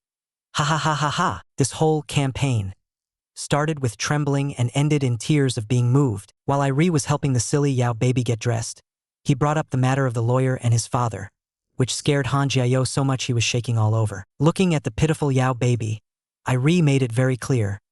I was not sent by your father to kill you. Han Jiayo turned his face away, still not quite believing it. Iree simply turned him back and made Yao Baby look at him. Just look at those eyes of his. They couldn't be any more genuine. With his head lowered, Han Jiayo muttered that he'd heard from Glasses Bro that Iree was a public official. So he assumed Iree had dealings with his father. Iree also laid it all out. From the very first moment he saw Yao Baby, he had already changed his mind. He wanted Yao Baby to believe him. He really had come to protect people. Han Jiayo still looked as if he had a heavy weight on his mind. Iree saw Yao Baby tilting his head still thinking, and urged him directly. Stop thinking, let's go. Clumsy Yao Baby had even fastened his buttons crookedly. So the gentle Iree fixed Yao Baby's clothes with one hand while driving with the other. That moment of gentleness really moved Han Jiayo. After tidying him up, Iree looked at Yao Baby and seriously promised, with me here, no one will dare to bully you. Han Jiayo, blushing as well, said he trusts Iree. Before his heart could calm down, Iree pulled this Yao Baby who made him lose control into a tight hug. Smelling the scent on Yao Baby's body, Iree got instantly overwhelmed again. At such a close distance, Han Jiayo's face turned an even deeper red. What happened next wasn't very suitable to watch in public. Iree even got a nosebleed, and if you want to see the details you really have to go read the uncensored manga. Yet another night with a beautiful moon. The next day, having been thoroughly fed, Han Jae-yo shyly walked into the courtroom. He squirmed and bashfully said thank you to the lawyer beside him, even rubbing his feet slightly in place, thanking him for sending someone to protect him. He was so embarrassed. Really so embarrassed. The young lawyer was not polite either and smoothly brought up Mr. Irie. Han Jae-yo was stunned on the spot. How does the young lawyer know Irie? The young lawyer spoke up directly, saying they had already decided to transfer Irie away and separate him from Han Jae-yo. Han Jae-yo panicked instantly. How could that be? Without Mr. Irie, who will accompany me to exercise all night? How are scumbag men made? Irie, you scumbag. From the lawyer's mouth, he learned that the person Irie went to visit in prison was the deceased's elder's widow. What's more, Irie was actually the one that person had assigned to assassinate him. Han Jae-yo's heart began to waver. The young lawyer hurried to explain, smoothing things over while also defending Irie. So why was the young lawyer so eager to explain and even defend Irie? Yet all the signs were saying it was as if someone had deliberately stuffed Irie by Han Jae-yo's side. The young lawyer told Han Jae-yo not to worry, saying that based on his own intuition, Mr. Irie was absolutely trustworthy. But in Han Jae-yo's mind, that sentence kept drifting around. If a man were reliable, pigs could climb trees. His heart kept surging up and down. Thud. The young lawyer hurriedly listed Mr. Irie's strong points. He's handsome, has a great figure, and even judging from his nose, he can't be bad in that area. But no matter how you put it, Han Jae-yo still felt that his husband Irie definitely had a thing going on with that long-haired widow. Frowning, the more he thought about it, the more worked up he got, his heart twisting into a knot. The young lawyer quickly stepped forward to check on him, ready to call a recess and discuss the case next time. Idiot. Han Jae-yo instantly pulled his expression back. Continue. Clack, the papers fell to the floor. Han Jae-yo still didn't feel very sure and quietly asked the young lawyer, "Can I win this trial?" The young lawyer replied with full confidence, "You can rest completely easy." What Han Jae-yo really wants to ask is the relationship between Irie's husband and the long-haired widow actually normal or not? Yet the young lawyer has no idea how to comfort this man who has fallen in love with a lone wolf. Every time Han Jae-yo thinks of the image of Irie together with that long-haired guy, he feels unbearably miserable. Ha ha ha ha. He laughs until he can't catch his breath, and the trial ends because of it. He is still busy preparing to help Baby Yao find the key evidence. Satisfied, Baby should be back now, right? He thinks that by this time Baby Yao should have returned, and he's even thinking about having a wonderful athletic experience with Baby Yao. As soon as the door opens, he sees Han Jae-yo crying uncontrollably, tears falling one by one. This is? Han Jae-yo is upset because Irie approached him on purpose and had impure motives. But what he didn't expect was that Mr. Irie actually fell in love with him precisely because of this. Love is just this rugged and tormenting. A scumbag is a scumbag. By his own mouth, Irie admits that he once had an improper male-male relationship with Brother Longhair. The moment he walks in, he sees Baby Yao crying so hard his whole face is red. Irie steps forward wanting to show some concern, but Han Jae-yo is still completely collapsed and dejected. Han Jae-yo shoves away Irie's filthy hand and buries his head deep down. He won't look at this cold-faced jerk. Irie panics all at once and has no idea what to do. Gasping for breath, Han Jae-yo stares at that pile of ironclad evidence on the floor. He thinks Baby Yao has been scared out of his wits. Irie didn't know how to comfort him, so he could only lean close to his ear and explain softly in a low voice. He had taken on a task from the bureau chief to protect you. Han Jae-yo nodded while crying, mumbling softly. The lawyer said the same thing. As soon as the lawyer was mentioned, Irie exploded on the spot. It was over.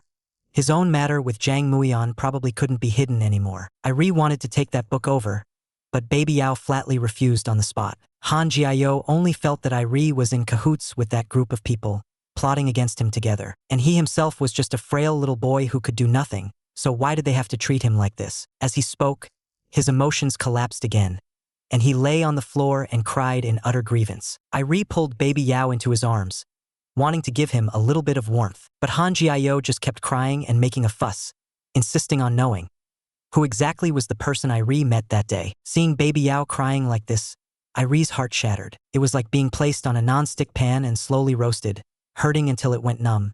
Yet no oil was added on purpose. Han Jae-yo suddenly seemed to sense something, clutched his chest sharply, his face turning pale. Could this be a heart attack? In that moment, Irie was so helpless he couldn't even speak. Baby Yao was still forcing himself to hold on, over and over again. In fact, Han Jae-yo only wanted to confirm one thing, that Jang Muion, was he Irie's roommate or not? Yet the man in front of him, whom he had once longed for day and night, kept hemming and hawing, stubbornly refusing to answer. Ange yo ese disper instantly doubles. Just as Irie is about to speak, Han Jiao turns around to run away, putting on a I'm not listening stance. He only struggles a few times before Irie clamps a hand over his mouth, stuffing all his screeching back in. With no other choice, Irie can only tell the truth. He admits it. He really does have a somewhat improper relationship with that person. When Han Jiao hears this, his heart shatters into pieces all over the floor, like taking a critical hit right to the head. You're heartless, you're shameless, and you're completely unreasonable. Hearing Irie say something so hurtful, Han Jiao cries even harder. Unable to stop, he stares blankly at this rotten man who has hurt him to the core, tears pouring down like a waterfall. Irie frowns, feeling like his head is about to explode. Han Jiao fixes his gaze on the relationship between Irie and Jang Muian and refuses to let it go. Love is just that selfish. It's actually understandable that Han Jiao would react like this. In this kind of situation, Irie has no choice but to admit Jang Muian was his first love, and he still can't forget him even now. Even Irie himself can't figure out how things ended up like this. It's really awkward. Watching Han Jiao cry non-stop, Irie can only apologize over and over again. Han Jiao's heart really felt pierced through. The man he loved most was actually still entangled with someone else. Even more ironic, he now seemed like the one who had cut in on their relationship. Irie broke the whole thing down, one point at a time, and told it all to Yao Baby. Irie only hoped that Yao Baby could forgive him. Whenever Han Jiao thought of Irie's husband, together with that Jang Muian, his chest felt clutched so tight it made him tremble with pain. Clenching his teeth, he instructed Irie. If Jang Muian ever found out about their relationship, then Irie should apologize to Jang Muian on his behalf, saying he never meant to be a homewrecker. Han Jiao felt he was loving too foolishly, too blindly and devotedly. Even Irie was bewildered by Yao Baby. Yao Baby was so considerate, so understanding that it made one's heart ache. Han Jiao even smiled and gave his blessing to Irie and Jang Muian. But the moment he pictured his own man holding someone else in his arms, Han Jiao was racked by another wave of uncontrollable spasms. He just couldn't accept it no matter what. This time it was even worse. He went straight into a fit, convulsing until he passed out, and the whole situation suddenly blew up. Irie, frantic, shouted for the manager.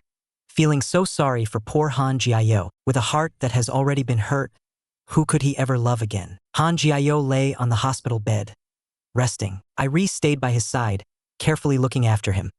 Seeing Yao Baby's frail state made his heart ache and tighten with distress. He clutched Yao Baobei's hand in a death grip, unwilling to let go, and could only apologize over and over, wanting to pull the situation back to how it was. By the time Han Jiao slowly opened his eyes, Irie was already gone. The doctor next to him asked Han Jiao how he was feeling now. The doctor told Han Jiao, "This time you fainted because you were too nervous." Han Jiao was a little dazed, so the doctor started comforting him again. The higher-ups had already given instructions.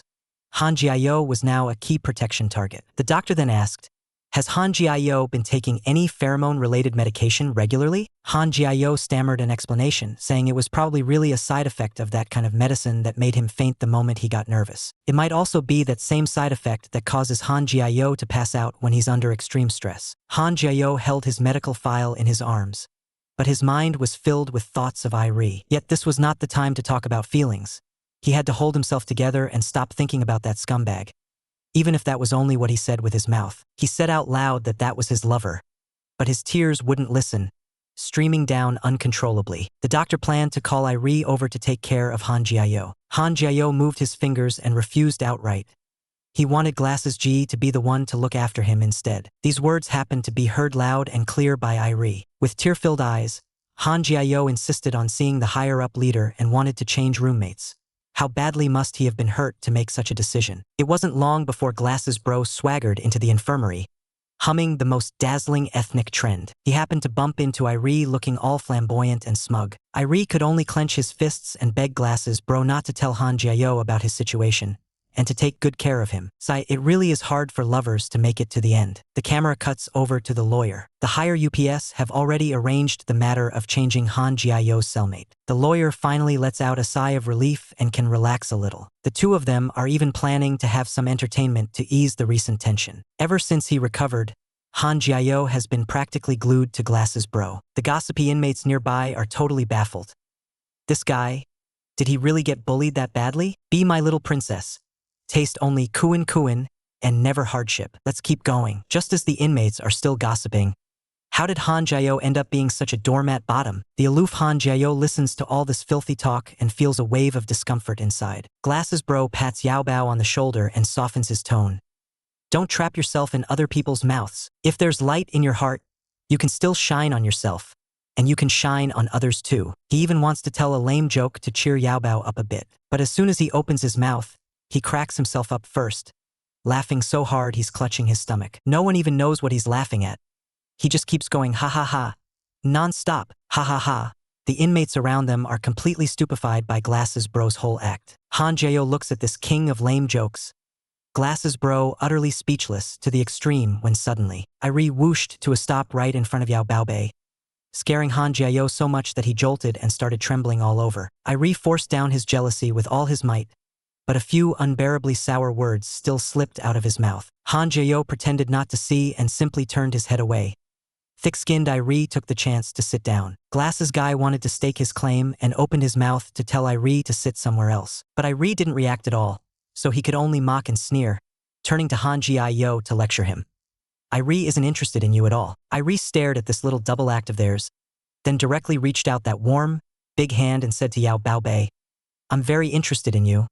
I really do like you. After the meal, Han Jiao quietly said sorry to Glasses Guy. Glasses Guy, however, shamelessly tried to control Han Jiao, telling him to eat his own big kunkin. He even added, if you win first place in the competition, then don't have any more involvement with Irie. Han Jiao was a bit stunned and, for a moment, didn't know how to respond to this not-so-reliable Glasses Guy. Glasses Guy's gaze was razor-sharp, forcing Han Jiao to face his own heart. To Irie, you're just a tool to kill boredom, nothing more. Han Jiao, eyes brimming with tears as he heard this, once again sank into sadness. Glasses Guy pulled Yao Baobao into his arms and said with a smile, be my little princess, then you'll only eat kunkin, not suffer hardship. To be honest, Glasses Guy didn't look bad either, pretty well built. It's just that something about his eyes felt a bit sleazy. Meow runs over to Irie's side. The athletic guy has nowhere to vent his energy, so he can only suppress it by exercising hard. While moving, he keeps thinking, when on earth will he be able to hold his Yao baby in his arms again? Suddenly, a slip of paper is pushed in from outside the door. Whoa, what was written on the note? Go read the comic yourself to find out. His child. This time Han Jiao is really pregnant with his child, and even pregnant with his child. Irie receives a mysterious note. Inside is a list of people, and it also records all those romantic escapades of Han Jiao's father. The next day, the area downstairs from the lecture hall is packed with people. The list and dates for the boxing matches have all been posted. Glasses Guy looks completely relaxed as he faces this sudden challenge. He's not afraid at all, as if he's never suffered a loss. Yao baby is taken into the infirmary. He looks around and realizes that Mr. Irie doesn't seem to be there. Han Jiao shakes his head. He still can't let go of this man. He can't help thinking of Irie, even asking in his heart, will Irie go box? Just as Han Jiao is letting his thoughts run wild, the doctor walks over holding a mirror. Han Jiao stares at the wound on his neck and notices something off. This is a sign of pregnancy. He can't believe it and directly flings the mirror aside. He's even more confused. Didn't he already take the medicine? When and why did he still end up getting caught? He completely loses face to see anyone. He's pregnant with a child, and it's even Irie's child. What on earth is he supposed to do now? The doctor even thought Han Jiao had been forced by someone. Well, it made sense. Han Jiao hurried to explain, it was my idea. Afraid the matter would blow up, the doctor asked what Han Jiao wanted. Should this little trouble be sent away, or kept to be born? For a moment, Han Jiao couldn't make up his mind either. The doctor came a bit closer to comfort him, pointed at the boxing schedule on the wall and said, Irie will be in the match too, so watch the match first and then decide. All of this was overheard by Yu, who was eavesdropping nearby. Now there was going to be a show. Look quick, what are these two grown men doing? Stop. Oh my god, they're actually having a boxing match. The doctor warned Han Jiao. During pregnancy, you need to pay more attention to your health. Don't get too worked up, and you also have to keep it from other people as much as possible, otherwise, even a kind-hearted doctor like this could end up in trouble. A kind-hearted doctor. Han Jiao held his belly and nodded seriously. At night, once Glasses Guy took off his glasses, he was actually pretty handsome. He heard Han Jiao next to him quietly sobbing. Seeing how listless and drained Han Jiao looked, Glasses Guy understood.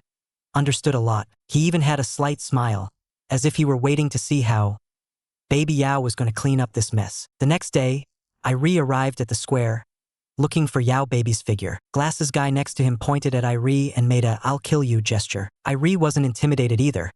He directly raised his middle finger and flipped it back at Glasses guy. The bespectacled guy was just about to throw some ridicule at Irie. He didn't expect Irie to be even tougher, clearly determined to win the match and snatch his precious Yao back. Han Jiayo, who had slept until the sun was high in the sky, opened his eyes, feeling like he had practically slept his way into middle age. Judging from this reaction, it should just be the normal drowsiness after getting pregnant. In no time, he heard a burst of shouting from outside the window. Whoa. Turns out the boxing match had already started. The bespectacled guy threw a left hook and sent his opponent straight down on his butt. The timing was perfect. The bespectacled guy instantly rushed forward, straddled his opponent, and was about to land the final blow. But the referee yelled from the side, "Glasses, stop!" In this first gunpowder-filled men's boxing match, the bespectacled guy won. Then it was Irie's turn to step into the ring. Wah! Just hearing the two syllables, Irie, Han Jiayo couldn't handle it and squatted down to the side. He didn't know how to face the lover of his former moon. As soon as Irie came up, he started fighting fiercely, cranking the pace to the maximum. The crowd below the stage shouted louder and crazier, waves of cheering one after another. On stage, Irie dodged with a strong sense of rhythm, as if walking right on the beat. Something's off. The opponent has something hidden in his hand, a concealed weapon, a blade. This kind of cheap trick Irie didn't even take seriously. With a single sidestep, he slipped past clean and sharp. Right after that, a beautiful left hook came in, his arm wrapping across the opponent's shoulder line, crushing the distance to point blank. The opponent was knocked over on the spot, crashing heavily to the ground. The whole arena exploded. Second match, Irie wins. Irie won the match, but Han Jiayo still wanted to reward him by making him eat his own little kuan. Han Jiayo stood behind him, secretly watching Irie's condition. Even his breathing was lightened. As soon as he heard that Irie was injured, Han Jiayo's whole body jolted, and his heart tightened along with it. He didn't dare go forward, and could only hide in the back, silently praying that nothing would happen to Irie. Whoosh, before long, a big hand directly yanked him up. That person moved while warning him, "Don't move around. Han Jiayo, behave yourself." When Han Jiayo saw the traces under Irie's nose from the congestion, his gaze instantly panicked. Pheromones. Irie shook his heavy head and pulled Yao Baby into a corner. Han Jiayo was still calculating in his heart. Should I leave this ex-boyfriend? Irie took a breath, lifted his eyes to look straight at Yao Baby, his tone so serious it was frightening. "Come back to me. I can give him freedom as long as Yao Baby is still by my side. Even if it's only for a second. It's enough." Irie's desire to conquer Han Jiayo grew stronger and stronger, but Han Jiayo didn't know how to catch this excellent man, this scorching and straightforward love. He looked at the extremely masculine Irie in front of him. Han Jiayo simply couldn't refuse. He could only sink down once again, fall into Irie's endless charm. The more he struggled, the deeper he sank. Irie gazed affectionately at Yao Baby, and the moment he opened his mouth, it was the gentlest love talk. Han Jiayo's eyes were damp from what was being said, but Han Jiayo still hadn't completely lost control.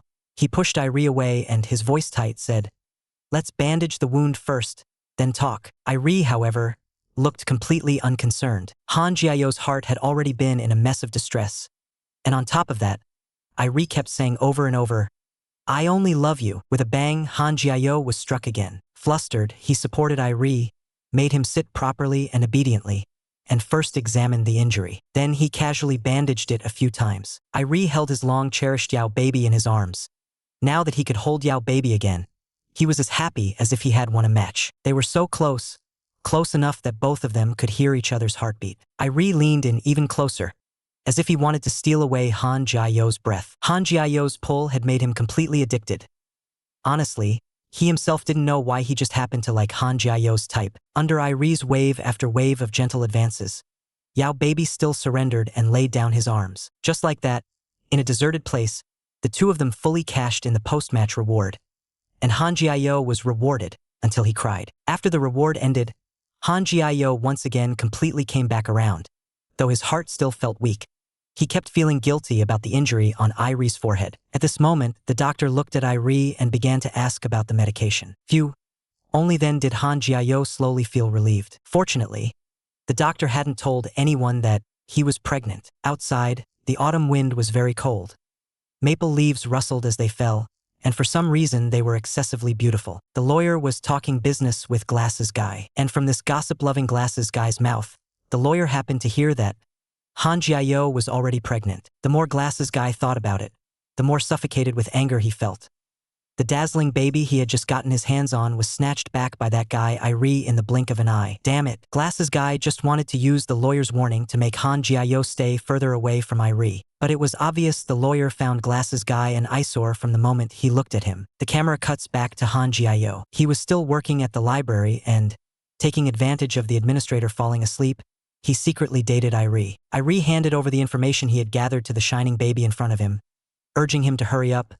Glasses Guy, that bitch, would be coming to change shifts in a bit. When Han Jiao heard Irie call Glasses Guy a bitch, he unexpectedly felt a bit like he was being protected. He listened as Irie analyzed seriously. The third time would be next month, so this time they had to be even better prepared. But Han Jiao was still distracted.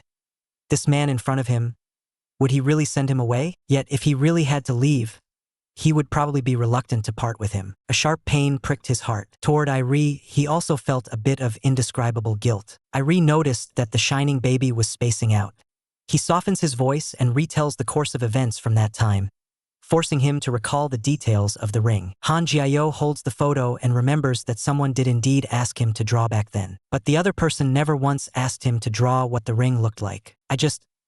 As for the ring, I only remember what the ring on my father's hand looked like, so I drew it from memory and used it as a substitute. Irie has Han Jiao think back once more about that period involving his father. Just then, the love rival, the guy with glasses, suddenly appears. In an instant she feels guilty, and Irie immediately hides off to the side. The guy with glasses speaks in a tight voice, staring straight at Han Jiao, forcing him to say whether he has met Irie again. Han Jiao, as if he has done something wrong, is at a total loss and cannot answer at all. Before Han Jiao can even open his mouth, the guy with glasses grabs him first and directly leads him away. Only Irie is left standing where she is, watching that back grow farther and farther away, her heart sinking bit by bit, like autumn leaves slowly withering. The one who is loved is always more confident, yet Irie seems to have walked into a wife-chasing crematorium, and just looking at her makes one feel miserable. The guy with glasses drags Han Jiao back and gives him a harsh round of ideological education, scaring Han Jiao silly. Between the lines, he keeps hinting. Only he can truly protect Han Jiao. He even deliberately sows discord from time to time, forcibly pushing the relationship between Irie and Han Jiao in a worse direction. Han Jiao is caught in the middle, in a real dilemma, yet he can't help relying on them. But Han Jiao isn't stupid. He's very clear in his heart about who truly treats him well. That guy with the glasses doesn't look like any decent sort. The next day, Han Jiao walked down the street carrying Arctic sweet shrimp, but his mind was stuck on an awkward question. Should he keep the baby in his belly, or send it away? Come here. Mr. Irie stood to the side, raised his big hand, and gently beckoned Yao baby over. They had only been apart for a day, but to Irie it felt like a long time. He directly pulled Yao baby into a tight hug and quietly asked if that guy with the glasses had him under his thumb last night. Their eyes met, the air went still, and in both of their eyes there was only each other. Irie forced down his emotions and, leaning close to Yao baby, whispered a few sweet and soft words. Yao baby told him to be serious first and make the important matter clear. But the moment Irie thought about Yao baby having to serve that guy with the glasses, a wave of jealousy surged up at once. He turned to Han Jiao and scolded him straight out. Han Jiao hurried to explain, his tone full of helplessness. The guy with the glasses was assigned from above to protect him. Han Jiao also said he wanted to choose to trust the other party once first, and Irie instantly lost his temper on the spot. Lu Xing nodded along in agreement, and Irie exploded even more in an instant. But as soon as he saw Yao baby looking that cute, Irie's heart started pounding uncontrollably again, and his face grew hot. He turned his head and threw out another smoke bomb, insisting that Han Jiao must not trust Glasses Guy. Han Jiao stared speechlessly at this ridiculous man, completely stuck. What on earth am I guilty of? But Irie looked utterly serious, holding Yao baby's shoulders, his gaze so straightforward it was saying only one thing. You can only trust me. Then he directly switched on charm mode, coaxing Yao baby to pay less attention to Glasses Guy. Han Jiao simply couldn't withstand such a burning hot Irie. His heart began to waver. Should I tell the kid's dad about the pregnancy? Crap. It seems like Irie has already noticed that Han Jiao is pregnant. Irie held the documents and pulled Yao Baby along to carefully analyze the current situation. But the more Han Jiao listened, the more wrong it felt. His whole body felt strange. He finally managed to sort out a bit of a clue, only to immediately feel that something was off again. However, if he continued to stay in Yuli, it would be very easy for the baby's matter to be exposed. The moment he thought of the baby, Han Jiao's guilt felt like it was stuck in his throat. At this moment, a clueless young guy was humming a tune, wobbling along the road. With a sharp shout, Irie scared the young guy so much he jolted on the spot. Irie domineeringly drove the man away, even giving the nearby Han Jiao quite a scare. Han Jiao hid behind Irie, watching the pitiful young guy run off in tears. Afterwards, the domineering Irie pulled Yao Baby into his arms and asked in a low voice if he was all right. He casually pulled him into his arms and immediately felt something was wrong. Yao Baby's weight wasn't right, way heavier than usual. Han Jiao was instantly so scared he went cold. Could that unspeakable secret have been discovered by Irie? But straight guy Irie just looked serious, thinking Yao Baby had simply gotten chubby. He even thought to himself, if only I could have a child with Yao Baby, that would be great. The baby would definitely be just as cute as Yao Baby. It's just that I'd still have to be inside and wouldn't be able to take care of the baby. That part made Irie feel a little regretful. Han Jiao was so flustered by his words that his ears burned.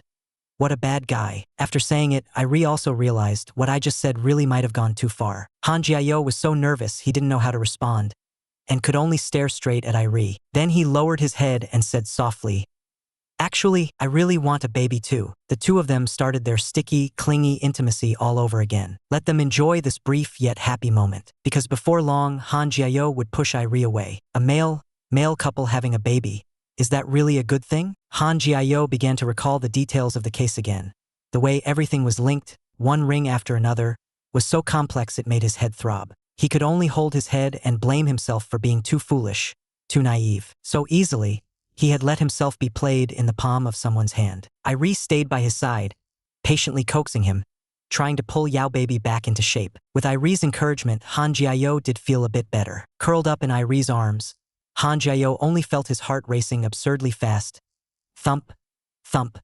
That sense of safety from being protected by a lover was almost overflowing. Even the baby in his belly seemed to be reacting along with him. Maybe this is what they call tacit understanding. The next second, yet another unexpected moment of ambiguity came crashing down. Han Jiao pushed Irie away, the tips of his ears burning, and turned around wanting to hide. Irie told him to wait a second, just a moment, don't go. He held baby Yao very tightly, as if he wanted to cling firmly to that dependence. Han Jiao collapsed into Irie's arms, completely drunk on the feeling. With this man here, this lifetime is worth it. At night, Glasses Guy fell asleep early. The moment Han Jiao thought of what had happened with Irie in the laundry room during the day, his heart started pounding uncontrollably again, and all he could hear in his ears was Irie's strong, powerful heartbeat. He was sinking into it a bit and couldn't pull himself out. This feeling was like flying in the sky of fate. Obviously dangerous, yet so good it didn't feel real. Once again, he began to imagine that thorny future. But as soon as he thought of Irie, Han Jiao would feel that he was letting down that long-haired guy of his a little. And also that Glasses Guy who had always treated him so well. Those tangled human ties and relationships once again crashed into that tiny thought in Han Jiao's heart. Whether or not to keep the adorable baby in his belly. When two men get too close, it really can make your face flush, and it can also send your heartbeat out of control. Irie was working. Han Jiao overhears you nearby scolding the doctor, saying the doctor is using him as a guinea pig to test new drugs. The doctor fires back with one sharp retort that leaves you stunned, eyes wide, completely speechless. Irie stands to the side with a hand over his mouth, laughing non-stop. Han Jiao sneaks and slinks his way back and forth through the crowd. With one careless move, he gets caught on the spot by Irie. That bad man suddenly pulls Han Jiao into his arms and leans in to tease him softly by his ear. The scene is so charged and ambiguous it makes it hard to breathe. When he hears Irie say to him, "Go back to the room, we'll move and talk," Han Jiao's face instantly flushes bright red. Afraid that Irie will discover he's pregnant, Han Jiao hurriedly tries to steer the topic away. The sharp-witted Irie has already seen right through Yao Baby's little trick of changing the subject. Han Jiao can only grit his teeth and force himself to hold out, deliberately putting some distance between himself and Irie. Irie doesn't indulge Yao Baby either. He just raises a hand and slams him against the wall with a cabinet. This is bad. Han Jiao can't withstand this deadly charm at all. and his heart skips a beat once again. This is bad. This is really bad. Oh my god. This restless little heart of his has started pounding wildly again. Helpless Han Jiao wants to end this tangled, impossible to cut off relationship between two men. So he awkwardly spits out some harsh words at Irie, the kind of words that hurt himself first the moment they're spoken. Irie doesn't get angry either. He just uses a cold tone to directly question Yao Baby. Han Jiao has truly been pushed to the point where he has no other choice. Irie looked at Yao Baby's innocent little expression, and his heart suddenly ached. He could only turn around and play a bit of, if you want to catch, you must first let go. I wish you happiness. Hearing this, Han Jiao instead froze, not quite daring to believe it. Angry. That's it? Not even a single word asking me to stay. As expected, he's a scumbag. Yao Baby was furious, and when Irie saw his mouth pout up to the sky, he was completely speechless. I'm just going along with what you said. Is that wrong too? I'm doing it the way you told me to. And clearly I, Han Jiao, am very down.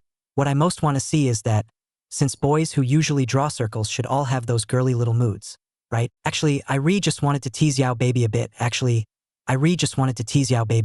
It was right when Han Jiao was pouting, convinced that Irie was exactly that kind of easy scumbag. Irie suddenly hit him over the head with a stick on the spot, yanking Han Jiao straight back to reality. Better bury their heads first and sort through the evidence at hand. In fact, Irie was also very reluctant to part with Yao Baby, but the words were stuck in his throat and just couldn't come out. This feeling of loving yet being unable to obtain is really too tormenting. Han Jiao held the photos and directly pointed out the places that didn't look right. Irie leaned in and stared at the enlarged details, as if he had suddenly caught a bit of a flaw. Suppressing his racing heart, Irie boldly voiced his guess. He more or less knew who the person framing Yao Baby was. Han Jiao was clearly taken aback for a moment, but quickly cooled down. No matter how accurate the guess, it's useless without evidence. Irie, however, looked completely unshakable and said they absolutely had to get to the bottom of it. Why those people were so intent on framing Yao Baby. Han Jiao suddenly thought of something even more stinging. That damned old bastard of a father of his really did seem to be entangled with that group of people. And at this moment, Irie's mind was fixed on only one thought. First get Yao Baby sent away, out of this cesspool. Layer by layer, as he pushed the reasoning further, the more Irie thought about it, the more wrong it felt. The goal of that group was anything but simple. In their plan to commit the crime, Han Jiao was nothing more than a living chess piece being pushed along. Hearing this, Han Jiao suddenly felt all his strength drain away. Looking at how desolate Yao Baby seemed, Irie almost wanted to step forward and pull him into his arms. But with the way things stood between them now, the more he wanted to get close, the more he had to keep his distance. That was the only way to stay safe. Irie pretended not to care, but secretly clenched his fists so tightly his knuckles turned white, forcing himself to endure it. Endure, he had to endure. Han Jiao was still trapped in one question he couldn't escape. Why his bastard old man simply couldn't tolerate him. Right after that, he thought of what he'd been constantly worrying about lately, the baby in his belly. The more Han Jiao thought about it, the more he felt he wasn't any kind of good person either, and his mood plunged straight to rock bottom. Back in the room, Han Jiao tossed and turned, unable to sleep. The moment he thought about what he was planning to do to the baby in his belly, something just as cruel as what his own father had done to him, he was so miserable he trembled. Why is something like this happening to me? The bespectacled guy pretending to be asleep beside him still thought Baby Yao was struggling over whether to tell him the truth. Between two men, can they really be that intimate? In the middle of the night, a sudden rush of hurried footsteps echoed in the hallway. Han Jiao opened his eyes groggily. Word was something had happened again. The new guy had been bullied to death. The bespectacled guy even turned around and tried to comfort Baby Yao, saying this was just the norm around here. Angst was genuinely terrified. The bespectacled guy just turned his head and went back to sleep, as if nothing had happened. The next day, the administrator went to the top leader to report what had happened the previous night. The top leader also had a headache over it. You're right, managing this bunch of muscle-bound thugs.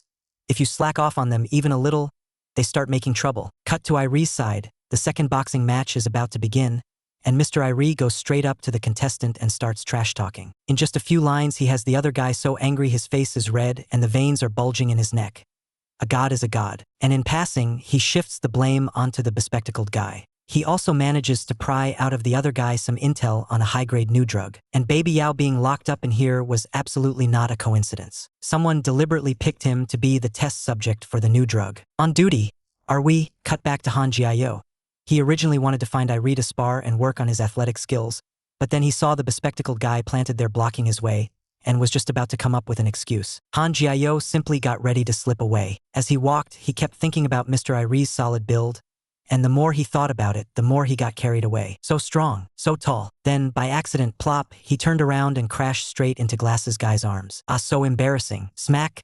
Rustle, the documents scattered all over the floor. Just as Han Jiao squatted down to pick up the documents, he suddenly realized the copywriting on the documents looked really familiar. He went to question Glasses Guy, obviously pointless. He could only clutch the documents and try not to overthink it. Anyway, everyone would draw it like this. The moment Irie appeared, as soon as Han Jiao saw the person he liked, his heartbeat instantly fell out of rhythm. Irie pulled Yao Baby into his arms, as if he wanted to carefully store away every second of closeness. With each other, everything else seemed to get lighter. The two of them standing together really looked like a perfect match. The last exercise request trembling. The last exercise request trembling. Battle ticket. Would Han Jiao agree? Irie cupped Yao Baby's face in both hands, spoke gently, and repeated once more, the last exercise request. Not going to listen to me? Without even caring whether Yao Baby agreed or not, Irie leaned in first, taking Han Jiao completely by surprise. Tears sparkled at the corner of his eyes. He had meant to refuse, but his body started crying first. Yet Irie thought Yao Baby was disgusted with him. But that urge to exercise couldn't be suppressed. So Irie switched to a softer approach, taking while promising at the same time. He would definitely send Yao Baby out. Han Jiao was completely dumbfounded. Since things had already come to this, they might as well exercise mercilessly. Since things had already come to this, they might as well exercise mercilessly. It was really unbearable to watch. Meow, Irie told Yao Baby to get ready. Meow, the little baguette is coming. In a flash, it was as if all the strength had been drained from Han Jiao's body. He only felt a ray of sunlight fall from above his head, so warm it was almost burning. A few seconds later, Irie looked at the adorable Yao Baby and couldn't help sighing. Their exercise chemistry was just too good. Han Jiao's face was completely flushed with shame. That rascal. Absolutely not. Han Jiao stood up with a red face and used his little pink fists to pat at your chest. The three of them slowly joined their hands together. The two of them slowly joined their hands together. If they could live like this for a lifetime, how wonderful it would be. May all those who love each other make it to the end. Alright, enough sweetness. Irie turned his head and started getting a headache again over the trouble of the Yao Baby case. He wanted to tell Yao Baby everything about himself. Han Jiao even thought that Irie and that Zhang Muyan also had a child. Irie saw through what Han Jiao was thinking at a glance and immediately explained. He had long since fallen for Yao Baby. From beginning to end, the only person he loved was Han Jiao. That feeling was like a lonely, dim heart in a bustling city, suddenly colliding with a warm beam of light. Yao Baby was that beam of light he managed to grasp in the darkness. Irie has truly fallen in love with this adorable Han Jiao. Of course, Han Jiao also loves Mr. Irie very much. Since the love goes both ways, then just get married directly. This editor approves of this match. In this situation, can Han Jiao ask for a bride price? The most beautiful kind of shiver isn't on a rainy day, but in the midnight hours when I'm working out with you. For Irie, Han Jiao is also a warm ray of sunshine. Back to the main topic. After Irie finishes cuddling with Yao Baobei, he still feels a bit unwilling in his heart. Time is tight and the task is heavy. The two of them grab the documents and immediately start researching. Irie repeatedly simulates and calmly breaks things down, and the final culprit he identifies turns out to be Han Jiao's lawyer, Sim Ilj. Yes, that's right, this really is eye-opening. But Irie says it's not over yet. There should be a mastermind above him. It's almost time, and the administrator suddenly shouts out Irie's name. In a low voice, Irie reminds Yao Baobei to take good care of himself and to keep a close eye on Glasses Guy. He also says that the next time they meet, he'll tell Yao Baobei everything. As soon as the words leave his mouth, the administrator takes him away. When Han Jiao hears that Irie is going to be sent somewhere else, he's completely stunned. What does this mean? Are they determined to force them apart? Han Jiao returns to his room, his chest tightening. Just thinking about being separated from Irie makes it hard for him to breathe. Despite himself, tears still slowly slide from the corners of his eyes. He grabs that crumpled stack of documents and glances at it. Now is not the time to cry. Han Jiao forced himself to calm down, gritted his teeth, and went back over everything that had happened in the past few days. If Irie's analysis is not wrong, then Lawyer Shin was deliberately arranged to be by his side. Then he and Han Jiao's father must also be connected. Han Jiao recalled what Irie's husband had said. This little lawyer who pretends to be decent is really going too far. Defending alphas, using Ching to get close to Han Jiao. All of it was just to whitewash himself, all while shouting the slogan of a lawyer upholding justice. At the same time, he was dragging this idiot Han Jiao step by step into the abyss, a stinking fox in sheep's clothing. Looks like the most reliable one is still Irie's husband. Let's not bring up the bride price for now. Crap, while Irie isn't here, the man with glasses is going to force himself on Yao baby. Without Irie by his side, Han Jiao was like a frightened bird. Any little rustle of the wind was enough to make him tremble. The man with glasses sneered coldly at Yao baby. Irie was taken away, serves her right. Han Jiao's heart sank. He thought their secret had been exposed. The man with glasses didn't beat around the bush and directly asked Yao baby, "Are you pregnant?" Han Jiao froze as if struck by lightning. Could he already know everything? Who on earth leaked the news? The man with glasses stared fixedly at this Yao baby who had betrayed him, his gaze like a knife, as if he wanted to swallow him whole. Han Jiao was so terrified that his whole body shook. His lips turned pale, and he couldn't squeeze out a single proper explanation. I specially asked the doctor for a favor. Glasses guy handed the note to Yao baby.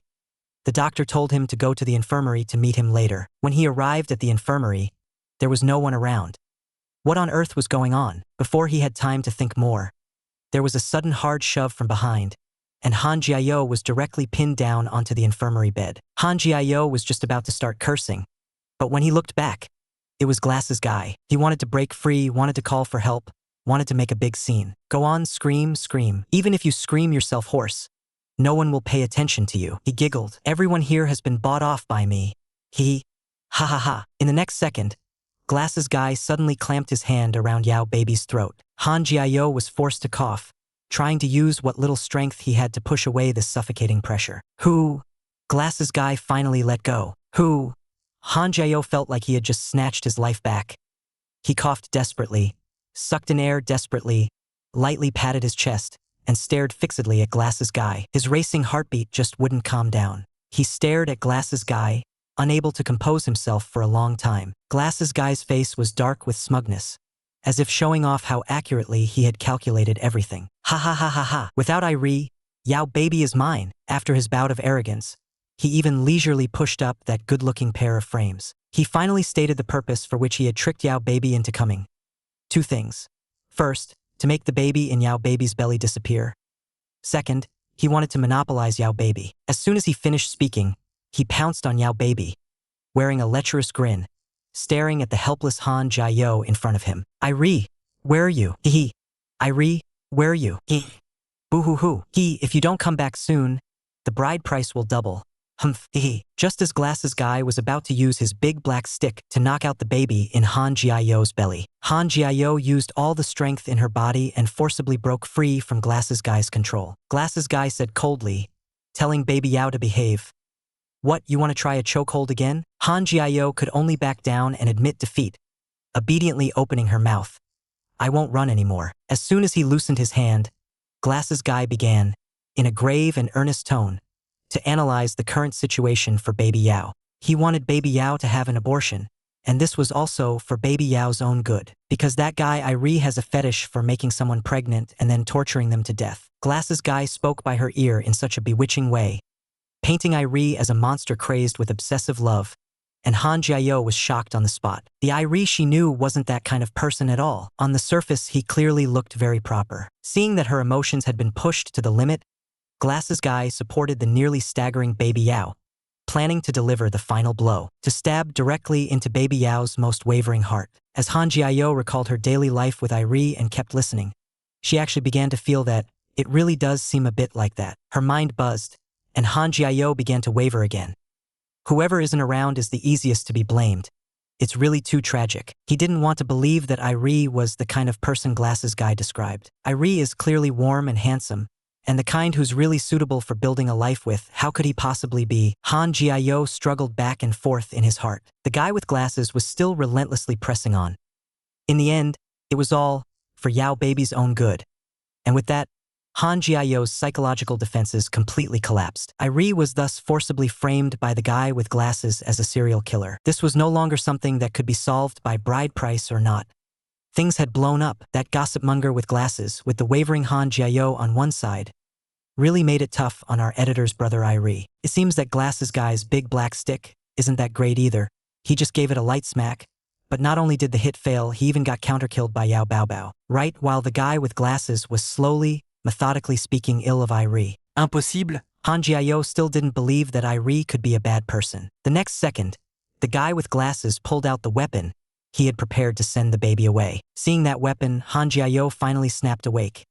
Even if Irie was a bad person, the guy with glasses was definitely no good person either. He suddenly shoved away the scheming guy with glasses. The guy with glasses was stunned on the spot, still waving the banner of, "It's all for Yao Baby's good," while doing the vilest thing. Seeing that Yao Baby wasn't buying it at all, the guy with glasses had no choice but to tear off his disguise and prepare to force the injection. He wore a lewd smile on his face, scaring Han Jiao so much that his heart started racing wildly. But for the baby in his belly, he still had to fight the strong guy with glasses. Han Jiao gathered all his strength and threw a fierce punch, only to give the guy with glasses a little pink punch. He swore he would definitely protect the baby in his belly. The guy with glasses fired off a string of vicious words. How could Han Jiao listen to any of that? "Take my bench first." Losing control, he shouted, "Hubby Irie, save me," sobbing. He lost control and shouted, "Hubby Irie, save me." The guy with glasses was furious. Even at this point, Yao Baby still wouldn't wake up. In his mind, Irie was the bad one, and only he himself truly meant well for him. But Han Jiao was convinced that the only one who stayed with him in the darkness was Irie. He gritted his teeth, ready to take the guy with glasses down first. He rushed up to take the guy with glasses down, raising his hand for another little pink punch. Han Jiao was trembling with fear too, but for the child's sake, he went all in. The guy with glasses panicked, and with a sharp smack, he took advantage of Han Jiao's unguarded moment to launch a sneak attack, knocking him straight to the ground, his fist driving right toward Han Jiao's face. Han Jiao's first reaction on the ground, however, was to shield his belly. In a hoarse voice he begged him, "Don't hit my belly. I'm begging you. Hold back a bit. Don't hit me." The guy with glasses thought Yao Baby had finally yielded, and even wanted to step closer to comfort him. Who would have thought Han Jiao would go completely feral, opening his mouth to bite down hard on the guy with glasses. Gritting his teeth, he gave him another shot. "Go to hell, you old bastard." But in the next second, Glasses guy still staggered over in a daze and directly pinned him down. He lurched a few times, and the drugged glasses guy finally couldn't hold on anymore and crashed heavily to the floor. The baby defense war is over. Han Jiao wins. Dragging his battered body out of the room, he finally understood. The only one he could rely on was Irie. Just like that, the injured Han Jiao collapsed in the icy corridor. Would the baby in his belly be in danger? And Irie hadn't shown up from beginning to end, which was really too much. The bride price is doubled, don't try to talk him out of it, he won't listen to anyone. Sob sob, the bottom was already weak, but the moment he thought of the baby, he hardened up. Han Jiao fought back desperately and, under Glasses Guy's big black rod, forcibly snatched back a breath of life. Just as the medical staff were about to give Han Jiao emergency treatment, Han Jiao suddenly spoke and revealed the secret that he was pregnant. In that moment, he missed Mr. Irie so much it hurt. Only Irie's warmth could soothe all the injuries on his body. He didn't know how long he'd slept before Han Jiao opened his eyes on the hospital bed. Zhang Muian was right by his side, introducing himself as Zhang Muian, the family member of the victim in that case. Han Jiao was stunned, and Zhang Muian said that it was Irie who had asked him to come take care of little Yao. Han Jiao then realized, wasn't this one of Irie's people? Having just escaped from danger, Han Jiao suddenly didn't know what to do and felt panicked inside. Zhang Muian understood his anxiety very well and softly told him, "The baby in your belly is fine." Han Jiao's eyes instantly turned red, and choking up, he told Zhang Muian he was sorry. He hadn't meant to be ambiguously involved with Irie. Zhang Muian looked at Han Jiao on the hospital bed, pitiful and adorable at the same time. Zhang Muian's face was also full of heartache, and he apologized to Han Jiao on the spot. He had wrongly blamed Han Jiao. Irie was also someone he had personally sent over. It was not until he received a call from Irie that day that he learned the culprit was the lawyer Seme, and in an instant everything became clear. He also stressed that there was nothing improper between himself and Irie, and told Han Jiao to rest assured. Irie is a good person. Han Jiao froze for a moment, a little surprised. Wasn't Irie that kind of murder-loving lunatic? Now that the clues lined up, the two shifted the topic to Glasses Guy. As soon as they mentioned Glasses Guy, the plot immediately became clear. Glasses Guy had been sent by the lawyer Seme, But the real serial killer was actually Glasses Guy himself. Irie had truly been terribly wronged. It turned out that brother Irie's identity was that of an undercover agent, the kind that specifically investigates illegal activities. A painter falling in love with an undercover agent, now everything fit perfectly. Hearing that Irie had not broken the law, Han Jiao was so overwhelmed that he burst into tears. But the current Irie has just finished an undercover mission and needs to keep a low profile and lie low for a while before he can see Yao Baby again. Han Jiao, focus on a peaceful pregnancy for now and wait for Irie to come find you. Just like that, Han Jiao was acquitted and released, and the little lawyer was about to be arrested. Han Jiao couldn't believe that he had really gotten out safely, just like Irie said. But Irie wasn't by his side. Darling, why aren't you by my side? Irie is going to be a dad. Even though every night he's been acting as Han Jiao's dad, Irie heard the news that Yao Baby was pregnant from Zhang Muyan's mouth. First, he was a bit dazed. The next second, his whole body went stiff, so shocked that he couldn't believe it. Zhang Muyan told Irie to put his emotions away for now and wait patiently for further notice. Non-disclosure agreement, you get it, right? The moment he thought of Yao Baby being willing to carry a child for him, Irie got so excited he could hardly stand it. He was actually going to be a dad. After meeting with Irie, Zhang Muyan received a call from the now-recovered Han Jiao. Smelling Iries sendt klinging to Yang Mueon. Han Jiao måtted a quiet complaint. Looking at the neon lights and skyscrapers outside the car window, Han Jiao suddenly sighed. Time passes too quickly. Back to that original rental room. There is a letter in the corner of the room, left by Irie. In the letter, Yao Baby is told not to fall, but to pull himself together and bravely keep living his life. Irie is a beam of light in Han Jiao's life. This spell in prison feels like fate's arrangement. Meeting a man like Irie, both the bitterness and the sweetness were illuminated by him. It's just that because the rent has been overdue for too long, a notice has already been posted on the door. Zhang Muyan settled the problem in no time, and Han Jiao was finally able to rest easy, focus on his pregnancy, and wait to be reunited with Irie. Having just returned to normal life, Han Jiao was still a bit unused to it. So Zhang Muyan brought his own friends and also Irie's colleagues to warm the house for him. It was truly warm. Zhang Muyan even shoved the paintbrush back into Han Jiao's hand, getting him to start painting again. The art circle cannot be without this bright pearl, Han Jiao. As they chatted, everyone mentioned the child in Han Jiao's belly, and Han Jiao couldn't help wondering, after the baby is born, will they look a lot like Irie? The more he thought about it, the more it hurt. His longing for Irie pressed down heavier and heavier. The waiting was too tormenting, and Han Jiao wanted to know how Irie was now. Even just a tiny bit of news would be enough. In his heart, he kept thinking, I must see Irie again. When that time comes, he will look into Irie's eyes and say, I love you. Love is something truly great. For two men to make it this far together is really not easy at all. My heart was trembling, like dry firewood crashing into a blazing flame. This time, Han Jiao was truly overwhelmed with pleasure. When he saw clearly that the person was Irie, Han Jiao immediately threw himself into his arms. In that moment, no words were enough to express how much they had missed each other. The three of them returned home, and Han Jiao was so excited he even forgot the passcode. Irie held Baby Yao's hand and helped him press the code in, one digit at a time. As expected of a man, he always understands so much. And then came the way adults reunite after a long separation. Get moving, and keep moving even while holding each other. Irie cupped Yao Baby's face and whispered that he had missed him.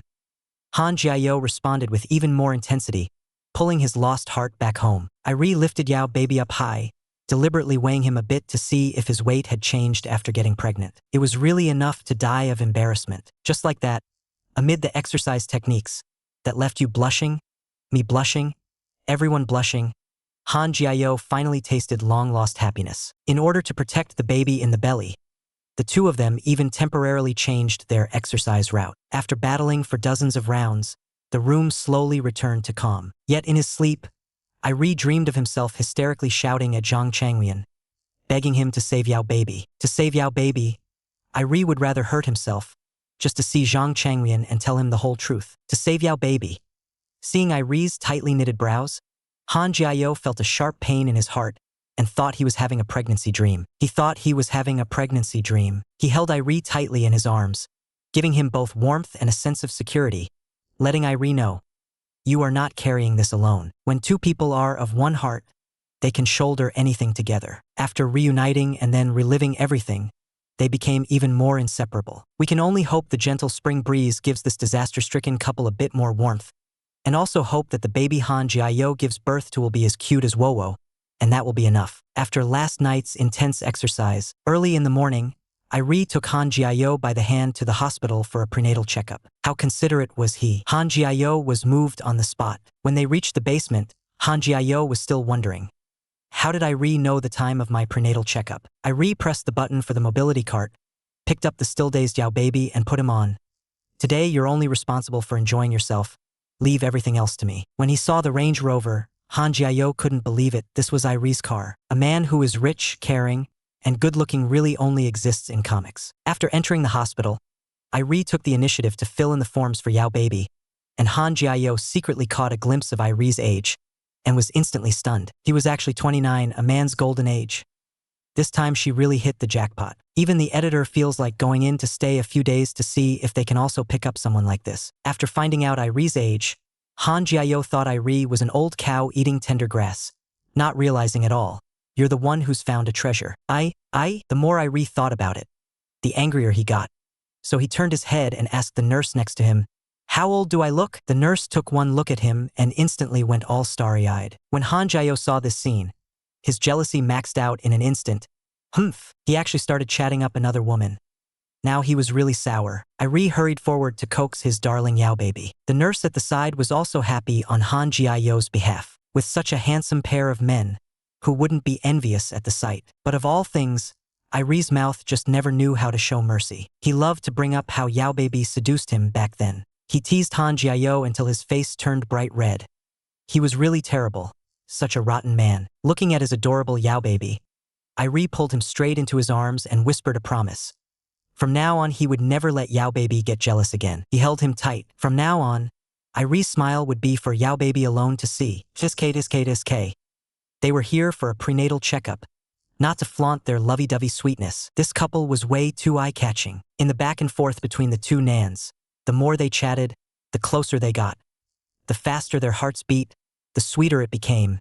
Just right, not exaggerated at all. Irie and Yao baby flirted openly in the hospital as if no one else were around. Listening to Irie's straightforward love confessions one after another, Han Jiayo froze on the spot. He could only let out a puff of laughter, using it to smother his embarrassment. The whole scene was warm, funny, and impossibly sweet. After the examination was over, the slightly image-conscious Han Jiayo started to fret. His own big belly had actually been seen by Irie. Irie, however, let out a long sigh of relief. So long as Yao baby and the baby in his belly were both healthy, he could be at ease. Han Jiayo immediately bristled.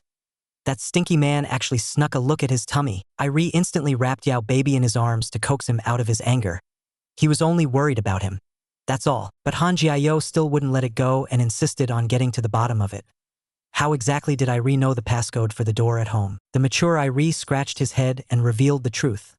That house actually belonged to him. Before Han Jiayo had time to say anything, Irie pulled him away first. Han Jiayo just couldn't believe that this man was actually so capable. He had always thought the house was something Jang Muion had taken care of. Irie then casually added, the art exhibition had also been secretly funded by him from behind the scenes. Only by acting a little more proactive and a bit more mysterious would it be easier for Yao baby to fall in love with him on the day he found out the truth. Looking at the seemingly radiant Irie, Han Jiayo was so shocked he couldn't get a single word out. Seeing that Yao baby's reaction was clearly beyond his expectations, Irie even wondered if he had done something wrong. In fact, Han Jiayo had only been reminded of that irresponsible father, so Irie immediately explained, he was a very reliable man. Trust me, don't doubt it. At this moment, Han Jiayo just wanted to go out and get some air. But in his heart, he had already regarded Irie as his husband. So when he turned around, he called out, husband uncle, hurry up and think of a name for our child. The baby is about to be born. Only Irie was left there, completely dumbfounded. He looked at Yao baby's adorable smiling face. Irie couldn't control himself at all. His heart suddenly started racing, and his hand subconsciously tightened. The feeling was so intense. Maybe this was love. Looking closely, this man seemed like a refined scumbag. In the dream, the guy with glasses was using that sharp gaze of his to stare fixedly at Yao baby, who had betrayed him. TSK, he was going to use his own big black dragon to get rid of the baby in Yao baby's belly. No matter how Han Jiayo struggled, it was useless. Only this way could he take revenge on Irie. At the critical moment, Han Jiayo suddenly woke up. He looked around. It was unnaturally quiet. Strange. Where had hubby Irie gone? Could it be that, after seeing his own elegant sleeping posture, he grabbed the bucket and ran away for good? He instantly felt a chill. Han Jiao grabbed his phone and dialed with a sob in his voice. Irie was working at the office at that moment. As soon as the call connected, Han Jiao anxiously demanded, "Where the hell did you go? You didn't even say a word to me, you damn man." Irie's tone was very gentle. "You were sleeping so soundly? Yao baby? I couldn't bear to disturb you." Han Jiao mumbled that he missed hubby, and that he also wanted to eat hubby's big kunkin. Irie couldn't hold it in and burst out laughing with a uft. The two of them went back to that everyday small talk of, "Have you eaten yet?" type chit-chat and greetings. In the end, he invited Yao baby to have lunch together, and as soon as Han Jiao heard that, he was happy and agreed immediately. Swinging her short little legs, she got out of bed to wash up and tidy herself. After washing herself spotlessly clean, she just waited to give her husband Irie a big surprise. When they got to the restaurant, Irie handed over the menu and let Yao baby order whatever he wanted. At first, Han Jiao pretended to be reserved and said he could eat anything. But the very next second he stopped being polite and directly ordered a large portion of Arctic sweet shrimp, even squinting his eyes with a smile and winking flirtatiously at hubby Irie. Irie just loved this side of him. Looking at Yao baby, his eyes curved like crescents with laughter, and his heart warmed up as well. Baby Yao has really changed a lot. The first time I was like that with him, he was so skinny he was like a bag of bones, but now he's finally put on a bit of flesh. Thinking of this, Irie unconsciously swallowed. Gulp. This guy was getting greedy again. Gulp. Actually, the little author is quite fleshy too. Gulp. The whole table was full of delicacies. Han Jiao ate with particular relish. Watching Yao baby hold the soup and sip it in small mouthfuls, Irie felt completely filled with happiness. The way Yao baby ate made him look like a little hamster. 09 Watching him eat was, in itself, a kind of happiness. Suppressing his laughter, Irie asked with concern if Yao baby had any pregnancy reactions after getting pregnant. Han Jiao didn't really feel much, except that his sense of smell had become very sensitive. He could smell Irie's scent. As long as Irie was by his side, Han Jiao would feel at ease, though he couldn't quite describe how strong it was. Irie looked utterly shocked, while Han Jiao instead felt a bit awkward, all sticky and clingy. He deliberately changed the subject and said that back when they were still inside, Irie really liked the smell on his body. It was that kind of very enchanting scent. Irie fell silent and thought for a long time. Looks like I really need to find some time to catch up on biology. After the meal, Irie asked Yao baby, "Do you want to walk around some more? Or go straight home? Eat street snacks, go home?" Han Jiao wanted to eat at the street stalls and experience the happiness of ordinary people. Irie was actually very worried, but then he thought, strolling around is better than spacing out at home, so he agreed. Thinking about it again, strolling around was indeed better than being bored at home. Irie directly pulled out the black card and generously said, "Whatever you want to buy, just swipe it." Holding Irie's card, Han Jiao felt a little moved, but he couldn't help reminding himself, "I also have money, I can earn money too." Warm guy Irie, "I have to go to work, I can't accompany you shopping." "Fuyao, baby, be careful and stay safe." Then he even leaned close to my ear and whispered, saying that we'd go buy Little Duck baby products on the weekend. He really knows how to set the mood. That stinky Irie. When Han Jiao heard the 3 words, "Little Ducky," his heart suddenly softened. Then the two of them just bustled about like that, happy and gleeful, walking down the street as if their happiness were glowing. Irie had even thought of a name for the baby. Just call it Little Ducky. Does that even count as a name? That's way too casual. Better to call it Manhwa. Han Jiao was thinking as he went, feeling so sweet he was dizzy. Looking at the English on the card, Han Jiao felt a little regretful. What a pity I can't understand it. Then I'll just force myself to learn English.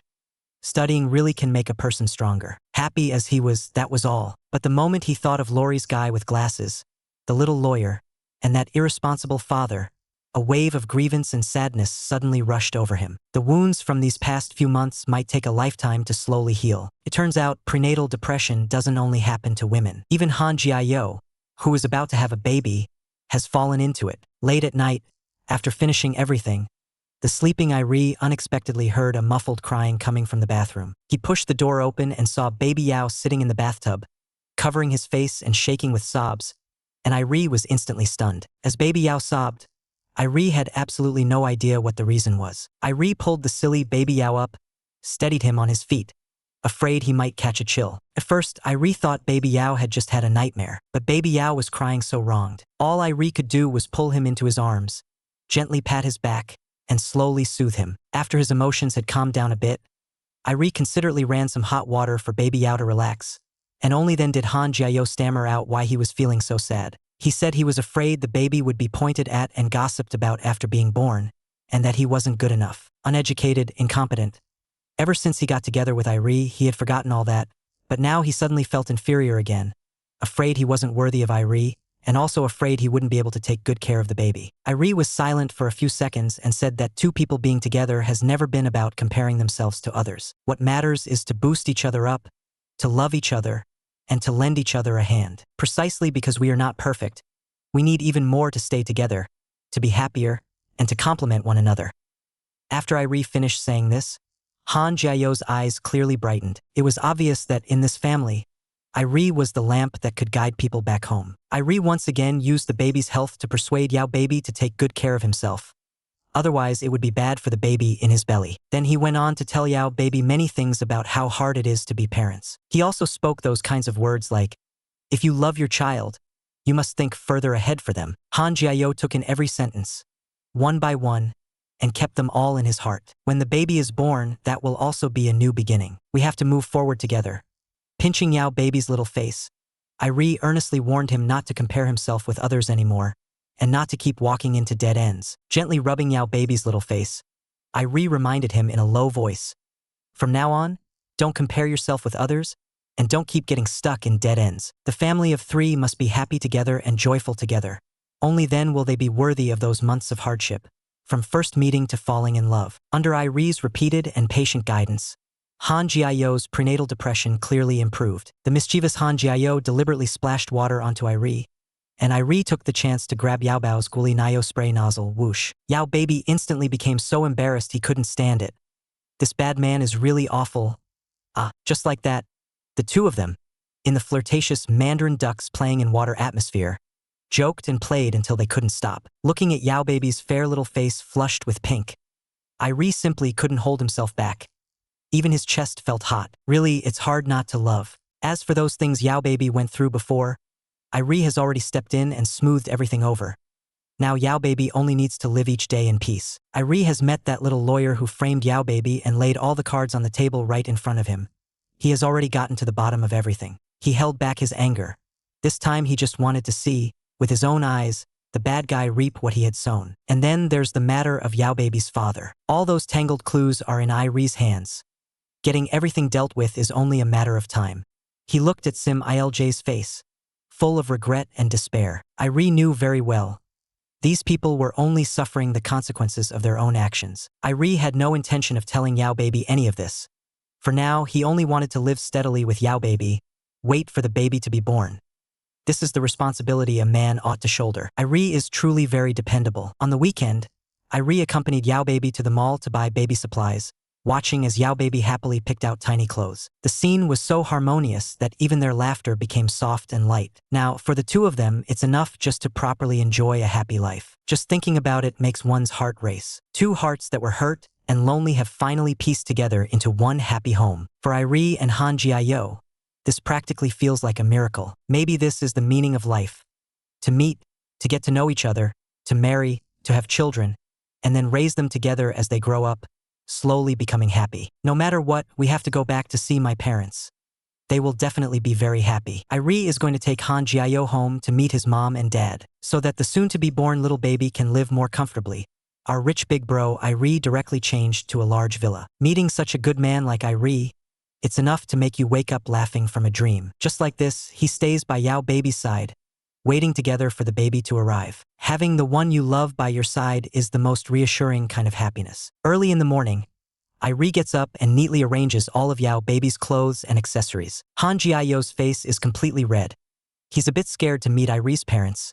After all, Irie comes from a prestigious family, and Han Jiao's inferiority complex suddenly surges up. Irie casually pretends to be angry and just pins Han Jiao down. Irie tells him not to be afraid, that he will always be there. With his head lowered, Han Jiao mutters softly, "What kind of gift should we bring back?" Irie simply says, "You going back is the greatest gift." He smoothly pulls Yao baby into his arms and says that they will definitely be very happy. Yao baby and the baby in his belly are the greatest happiness of the entire Irie family, And besides, you already have a baby. After getting into the luxury car, Irie even thoughtfully fastens Yao baby's seatbelt for him. Han Jiayo is still restless, whispering, "I'm really so nervous.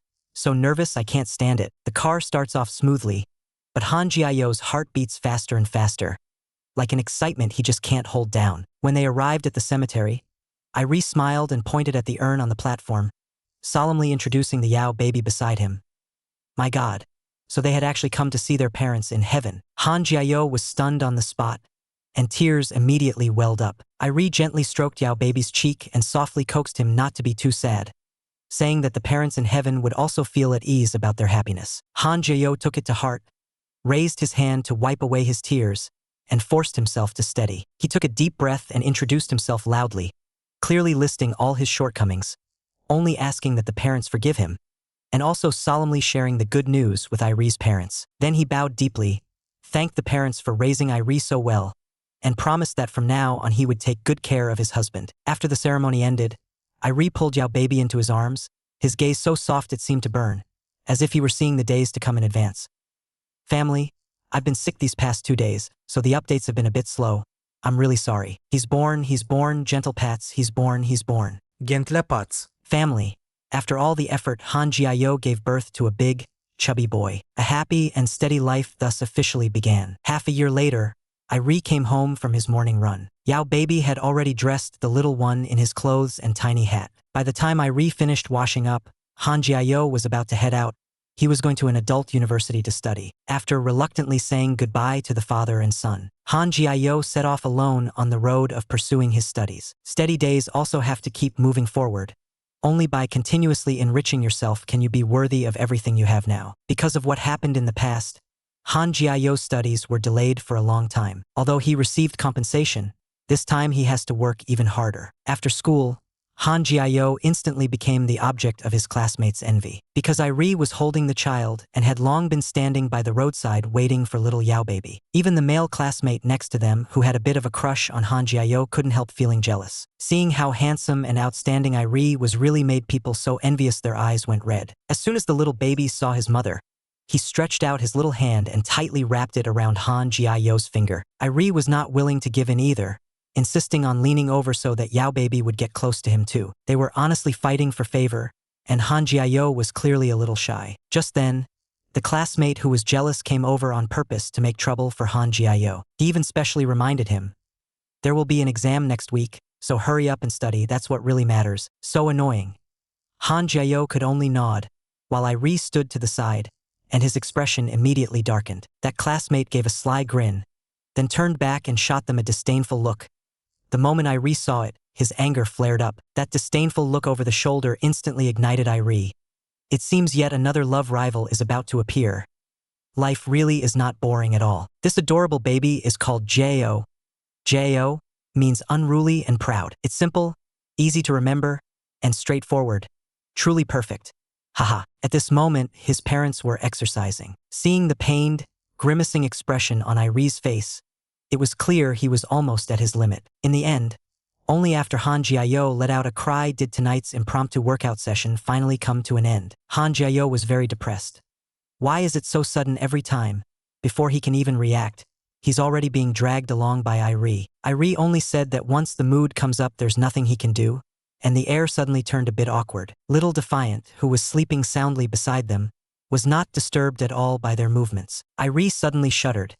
It was time for Little Defiant's late-night extra meal. Smacking his lips, he looked at Little Defiant, who was sleeping especially soundly. Irie turned around to look for the alarm clock. When he walked to Yao baby's computer, the screen was actually still on. He stared at the study chat group that Yao baby was in, and the content started from, "I'll do 27 to 29. Irie sighed inwardly.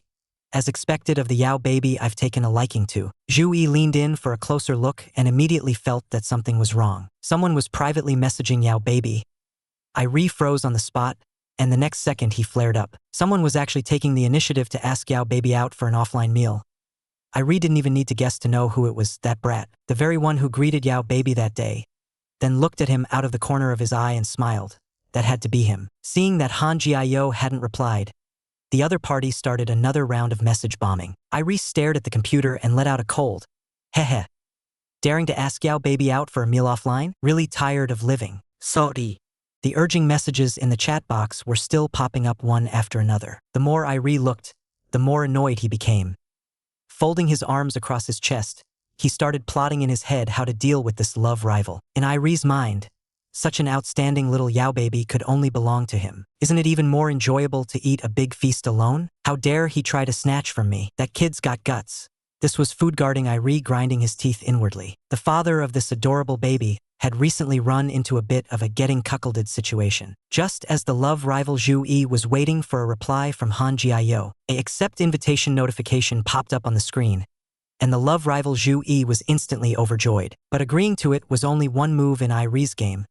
He was very sure that no one could steal little Yao baby away from his side. Early in the morning, Han Jiayo was feeding Jiao, and the little guy wasn't picky at all, happily gobbling down a lot. Han Jiayo was so happy he was practically floating. Little Ao is amazing. Beside him, Irie was also excitedly telling little Yao baby about what happened on the computer last night. Han Jiayo looked completely innocent, chewing his food as he slowly turned to him. Irie directly repeated what Zhu Yi had said in his message, that because of family reasons, little Yao baby had almost no friends at school. Irie was a bit puzzled, and Han Jiayo immediately explained.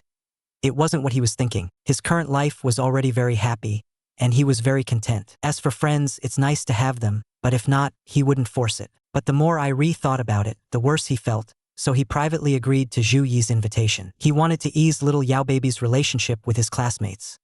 Men like this were truly rare. Han Jiayo was stunned on the spot, and if he went out to eat, little Jiao would have to be taken care of by Irie for a whole day. That would be too hard on Irie. At this moment, little Jiao was banging on the table next to them, in a milky baby voice urging them to eat.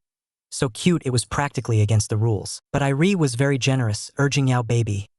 Socializing is more important. Just like that, Han Jiao happily accepted Irie's arrangement. Ah, what a definition of a good man. For the sake of Yao baby's social life, he forcibly gave up his own time. Little Ao's eyes even turned red, whimpering that he didn't want to leave Mama Yao. After sending Yao baby off, Irie coaxed little Ao while starting to think.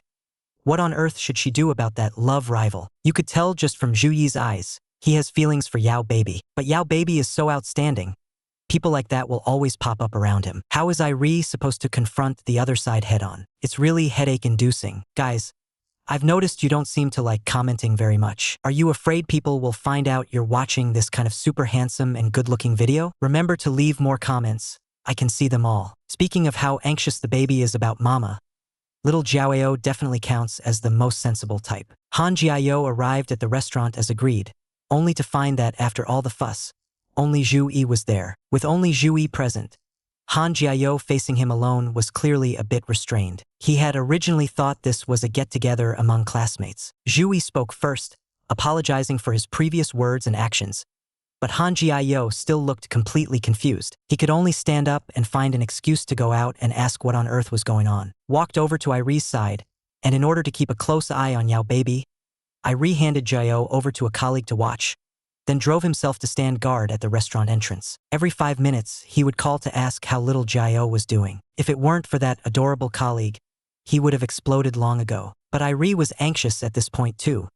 The restaurant didn't seem to show the slightest sign of movement until Yao baby's call came through. Yet on the other end of the line, it was Zhu Yi's voice, saying that Han Jiao had drunk too much at the dinner, and he was planning to take Han Jiao home. Before he could finish, he was directly cut off by Irie. Irie tossed out a line, "I'll be right there." Within seconds, Irie appeared beside the sleeping Yao baby and directly carried him to the car. Irie turned around and glared furiously at the mastermind of this Hongmen banquet, and Zhu Yi panicked on the spot. With a cold face, Irie told Zhu Yi to know his place.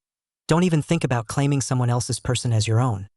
But Zhu Yi instead put on a look of, I'm only doing this for Han Jiao's own good. He brought up the age gap, disdaining that Irie and Han Jiao were too far apart, and even added a snide remark that Han Jiao wouldn't be happy, deliberately looking for trouble. Irie couldn't be bothered to argue with him and only replied, "The charm of a mature man is something a little punk like you wouldn't understand." Irie then twisted the knife. Don't pry into matters of the adult world. Say one more useless word and I'll nab you as a bargaining chip. Easily pinning Zhu Yi down. Zhu Yi still wanted to talk back, but when he saw Irie's clenched fist and that sense of oppression, he suddenly realized, Han Jiayo's husband was not an ordinary person. He felt a chill of fear in his heart and also thought he was really useless. After struggling only a few times, he was firmly subdued by Irie. As soon as they got home, little Jo started shouting for his mommy, crying non-stop. Irie picked Jo up and carried him over to the unconscious Yao baby's side. The little guy anxiously crawled up next to Mommy Yao, calling Mama, Mama, while rubbing his face all over Han Jiayo's face, smearing drool everywhere. Watching this scene, Irie showed a smile like a loving father. Today is the winter solstice, wishing the family a happy winter solstice. The happiness of a family of 3 is probably just this simple and this warm. Seeing little Jo making a fuss around baby, Irie still coaxed him softly and picked up the sobbing little Jo. He held little Jo in his arms, stared at that tear-streaked little face, and suddenly felt his heart tighten, even a bit guilty. He felt that he had really wronged Yao baby. After all, the age gap between the two of them was right there, and Yao baby was still so young. He shouldn't have dumped the pressure on him so early. Looking at the tearful Jo, Irie's heart grew even heavier. Irie voiced that guilt out loud, but with just one word, "Daddy?" From little Jo, his heart melted instantly. All he could do now was do his utmost to treat Yao baby even better. Irie secretly made this vow in his heart. Little Jo seemed to understand what was on Daddy's mind and obediently stopped crying. Irie was getting ready to tell Xiao Lu some little stories from before he was born. That night, a little after 11, Han Jiayo was sniffling as he shook the already asleep Irie. At first, Irie thought baby Yao was feeling unwell somewhere and instantly woke up. But that wasn't it at all. Han Jiayo had just watched a food show on TV, suddenly got an intense craving, and wanted to eat bread. Looking at baby Yao with tears still clinging to the corners of his eyes, Irie's heart shattered. Han Jiayo also felt embarrassed. Waking Irie in the middle of the night over something so trivial. Wasn't that really too thoughtless? But when a pregnant woman craves something and can't have it, she really won't be able to fall asleep. Irie softened his voice and gently coaxed baby Yao. He got up, put on his clothes, and turned to go out to buy the bread baby Yao was craving. Someone who truly loves you will not snap at you over something this small. He will only think of ways to make you happy. Maybe that's what true love is. The bakery was still lit up in the middle of the night. Irie widened his eyes and started calling out anxiously through the glass. He gave the shop owner quite a scare. When he heard that the mom-to-be at home had suddenly gotten a craving, the owner understood right away and hurried to hand over the bread. He even said with a smile that they should come back together with the baby after it's born.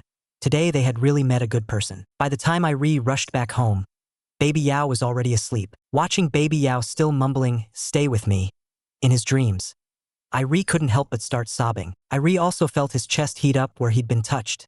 That memory was the most beautiful past between Irie and Han Jiayo. Now that they have Jo, the family of 3 will keep walking happily together. Look, Irie is feeding baby Yao a taste of jealousy. Baby Yao's eyes are full of tears, and little Jo is scared into crying as well. The next day, after Han Jiayo sobered up, he smacked his lips as he ate breakfast. The virtuous Irie was feeding Jo one bite at a time. I watched Irie feeding Jo like this, while Han Jiayo looked completely puzzled. "How on earth did I get home yesterday?" After hearing that, Irie retorted at baby Yao in annoyance. Han Jiayo's heart tightened. Looking at Irie's angry expression, he felt an inexplicable unease. Irie teased Jo, saying, "Yao mommy has completely forgotten everything that happened yesterday." Han Jiayo felt even more embarrassed, thinking he had made a fool of himself last night, but he really couldn't remember a single thing that happened. He looked at the flustered, at a loss baby Yao. Seeing the flustered, at a loss baby Yao, the corner of Irie's mouth curled into a wicked smile. He reached out his hand and directly asked baby Yao for his phone. Han Jiayo exploded on the spot. "What's with this out of nowhere? Why are you checking my phone?" But since his husband had spoken, Han Jiayo could only obediently hand the phone over. Seeing that baby Yao was still being so polite with him, Irie felt inexplicably a little annoyed. In Han Jiayo's view, when 2 people are together, it's best to still remain courteous and respect each other. Irie held the phone up in front of baby Yao and said coldly for him to set a password on it. Han Jiayo was completely dumbfounded. "I don't have any secrets on my phone, so why would I even need a password?" While feeding him, Irie taught him, "You can't be without a guarded heart against others." When it came to training your wife, Irie laid it all out to Yao baby, clear and explicit. Han Jiayo could only explain guiltily, "I didn't want to drink that much yesterday either. Who knew I'd be such a lightweight, out cold after just a bit?" Then it was Irie's turn to show off. He picked up the thread. If I hadn't stepped in time, who knows where Yao baby would have been taken to by now. Only then did Han Jiao finally react. Iri raised his hand and gestured for Yao baby to come over. Han Jiao was so scared he panicked even more, his whole body going rigid. He could only inch over carefully and sit down next to Iri. Iri pulled Yao baby straight into his arms, saying he'd just been teasing him earlier. His left arm held the little camel.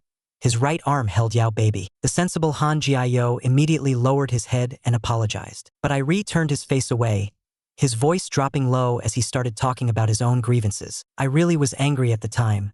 With my old temper, I would have beaten Zhu Yi until his head was cracked and bleeding. Wah! Looking at Iri's face, barely holding back his temper, Han Jiao suddenly became sure Iri cared about him. He foolishly asked, "Are you jealous?" Iri ignored him. Han Jiao got even more upset, muttering under his breath, "So soulless," and turned his face away in disappointment until he heard that confirming line about being jealous. He suddenly froze, staring at Iri in disbelief, his lips still slightly pouting, his whole being stunned. But Iri boldly spoke that bit of gentleness from the bottom of his heart to Yao baby. "I love you." These 4 words crashed into Han Jiao's ears like thunder. That overly serious face of Iri's even scared little Ao. The next second, he burst out crying, tears welling up one pool after another. Iri held Zhao Ao tight, coaxing him with all his might. Han Jiao stood behind them, still savoring Iri's confession over and over in his mind. Having someone get jealous for your sake. How could that feeling not be happiness? The sweetness of a family of 3 really makes people envy them. Walking down the road, the more Han Jiao thought about it, the more pleased he felt, because it was the first time Iri had so clearly, openly gotten jealous in front of him. The more he thought about it, the more high he got. Han Jiao was so excited he could barely hold it in. Iri, on the other hand, was a little absent-minded beside him. Has Yao baby gotten so worked up his brain is overheating? Han Jiao was still secretly overjoyed, covering his completely flushed little face, desperately holding back from laughing out loud. He pressed his school bag against the wildly pounding heart in his chest. After all, when you finally get the man you want, anyone would be so happy they lose control. Looking at Yao baby this worked up, Iri asked in mild confusion. Exactly which sentence poked him so deep that he's this happy? The instant Iri glanced back was so handsome that Han Jiao was left with nothing but a silly grin. They were happy, sure, but Iri said she had ruined Han Jiao's future, and Han Jiao's face instantly scrunched up in grievance. Iri's worries weren't without reason. After all, there really was still a gap between them. As Han Jiao listened to Iri analyze their situation point by point, he felt even more stifled. In fact, Han Jiao had also been wondering whether he might drag down Iri's future, hesitating in his heart all this time. Because of that mess from his past, Iri could never go back to being an undercover agent. If you add it all up, both of them paid a price and both of them gained something. Right now, life for their family of 3 was indeed very happy. But Han Jiao also knew that the pressure of the future wouldn't disappear. If he had never met Iri, his life would probably still be pitch black. As soon as the words left his mouth, their 2 burning hearts collided. At that moment, only a kiss could push the awkwardness down. Han Jiao wanted to cancel out the debts they owed each other and just live a steady, good life as a family of 3. After saying that, he got out of the car with a flushed face. What I want to say is, since you've decided to be together, don't calculate gains and losses too precisely. Living happily is what matters most. Christmas is here. Merry Christmas to you all. A love where both sides run toward each other is, by nature, worthy of blessings. Han Jiao thought back on all the suffering Iri had endured for him, and his heart twisted into a knot. How could a single thank you possibly smooth that over? Yao baby wants to spend his whole life paying back all the goodness Iri has given him. And in the car, Iri's thoughts were also surging. Through the car window, he looked at the silly Yao baby outside. It was really hard not to be moved. Han Jiao thought about asking Iri, over the weekend, to bring Luo along so they could go pay a visit to his parents-in-law. Yao baby's silly look instead made Iri feel a little uncomfortable. So dumb yet so cute. Watching Yao baby smile like a flower in full bloom, Iri's heart was also gradually warmed by that smile. Really like a sunflower under the sun.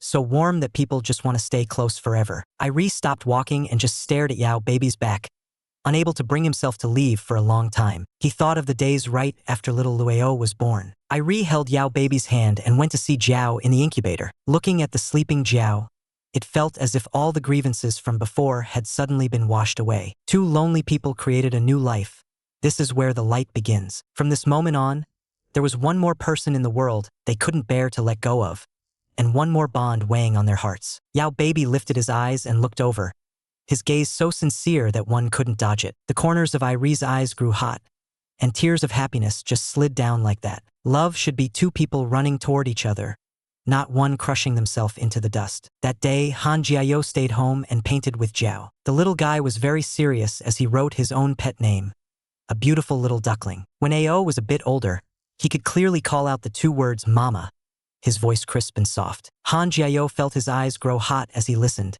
and, excited, immediately called Irie over. Walking through the thorns, the sky will eventually brighten.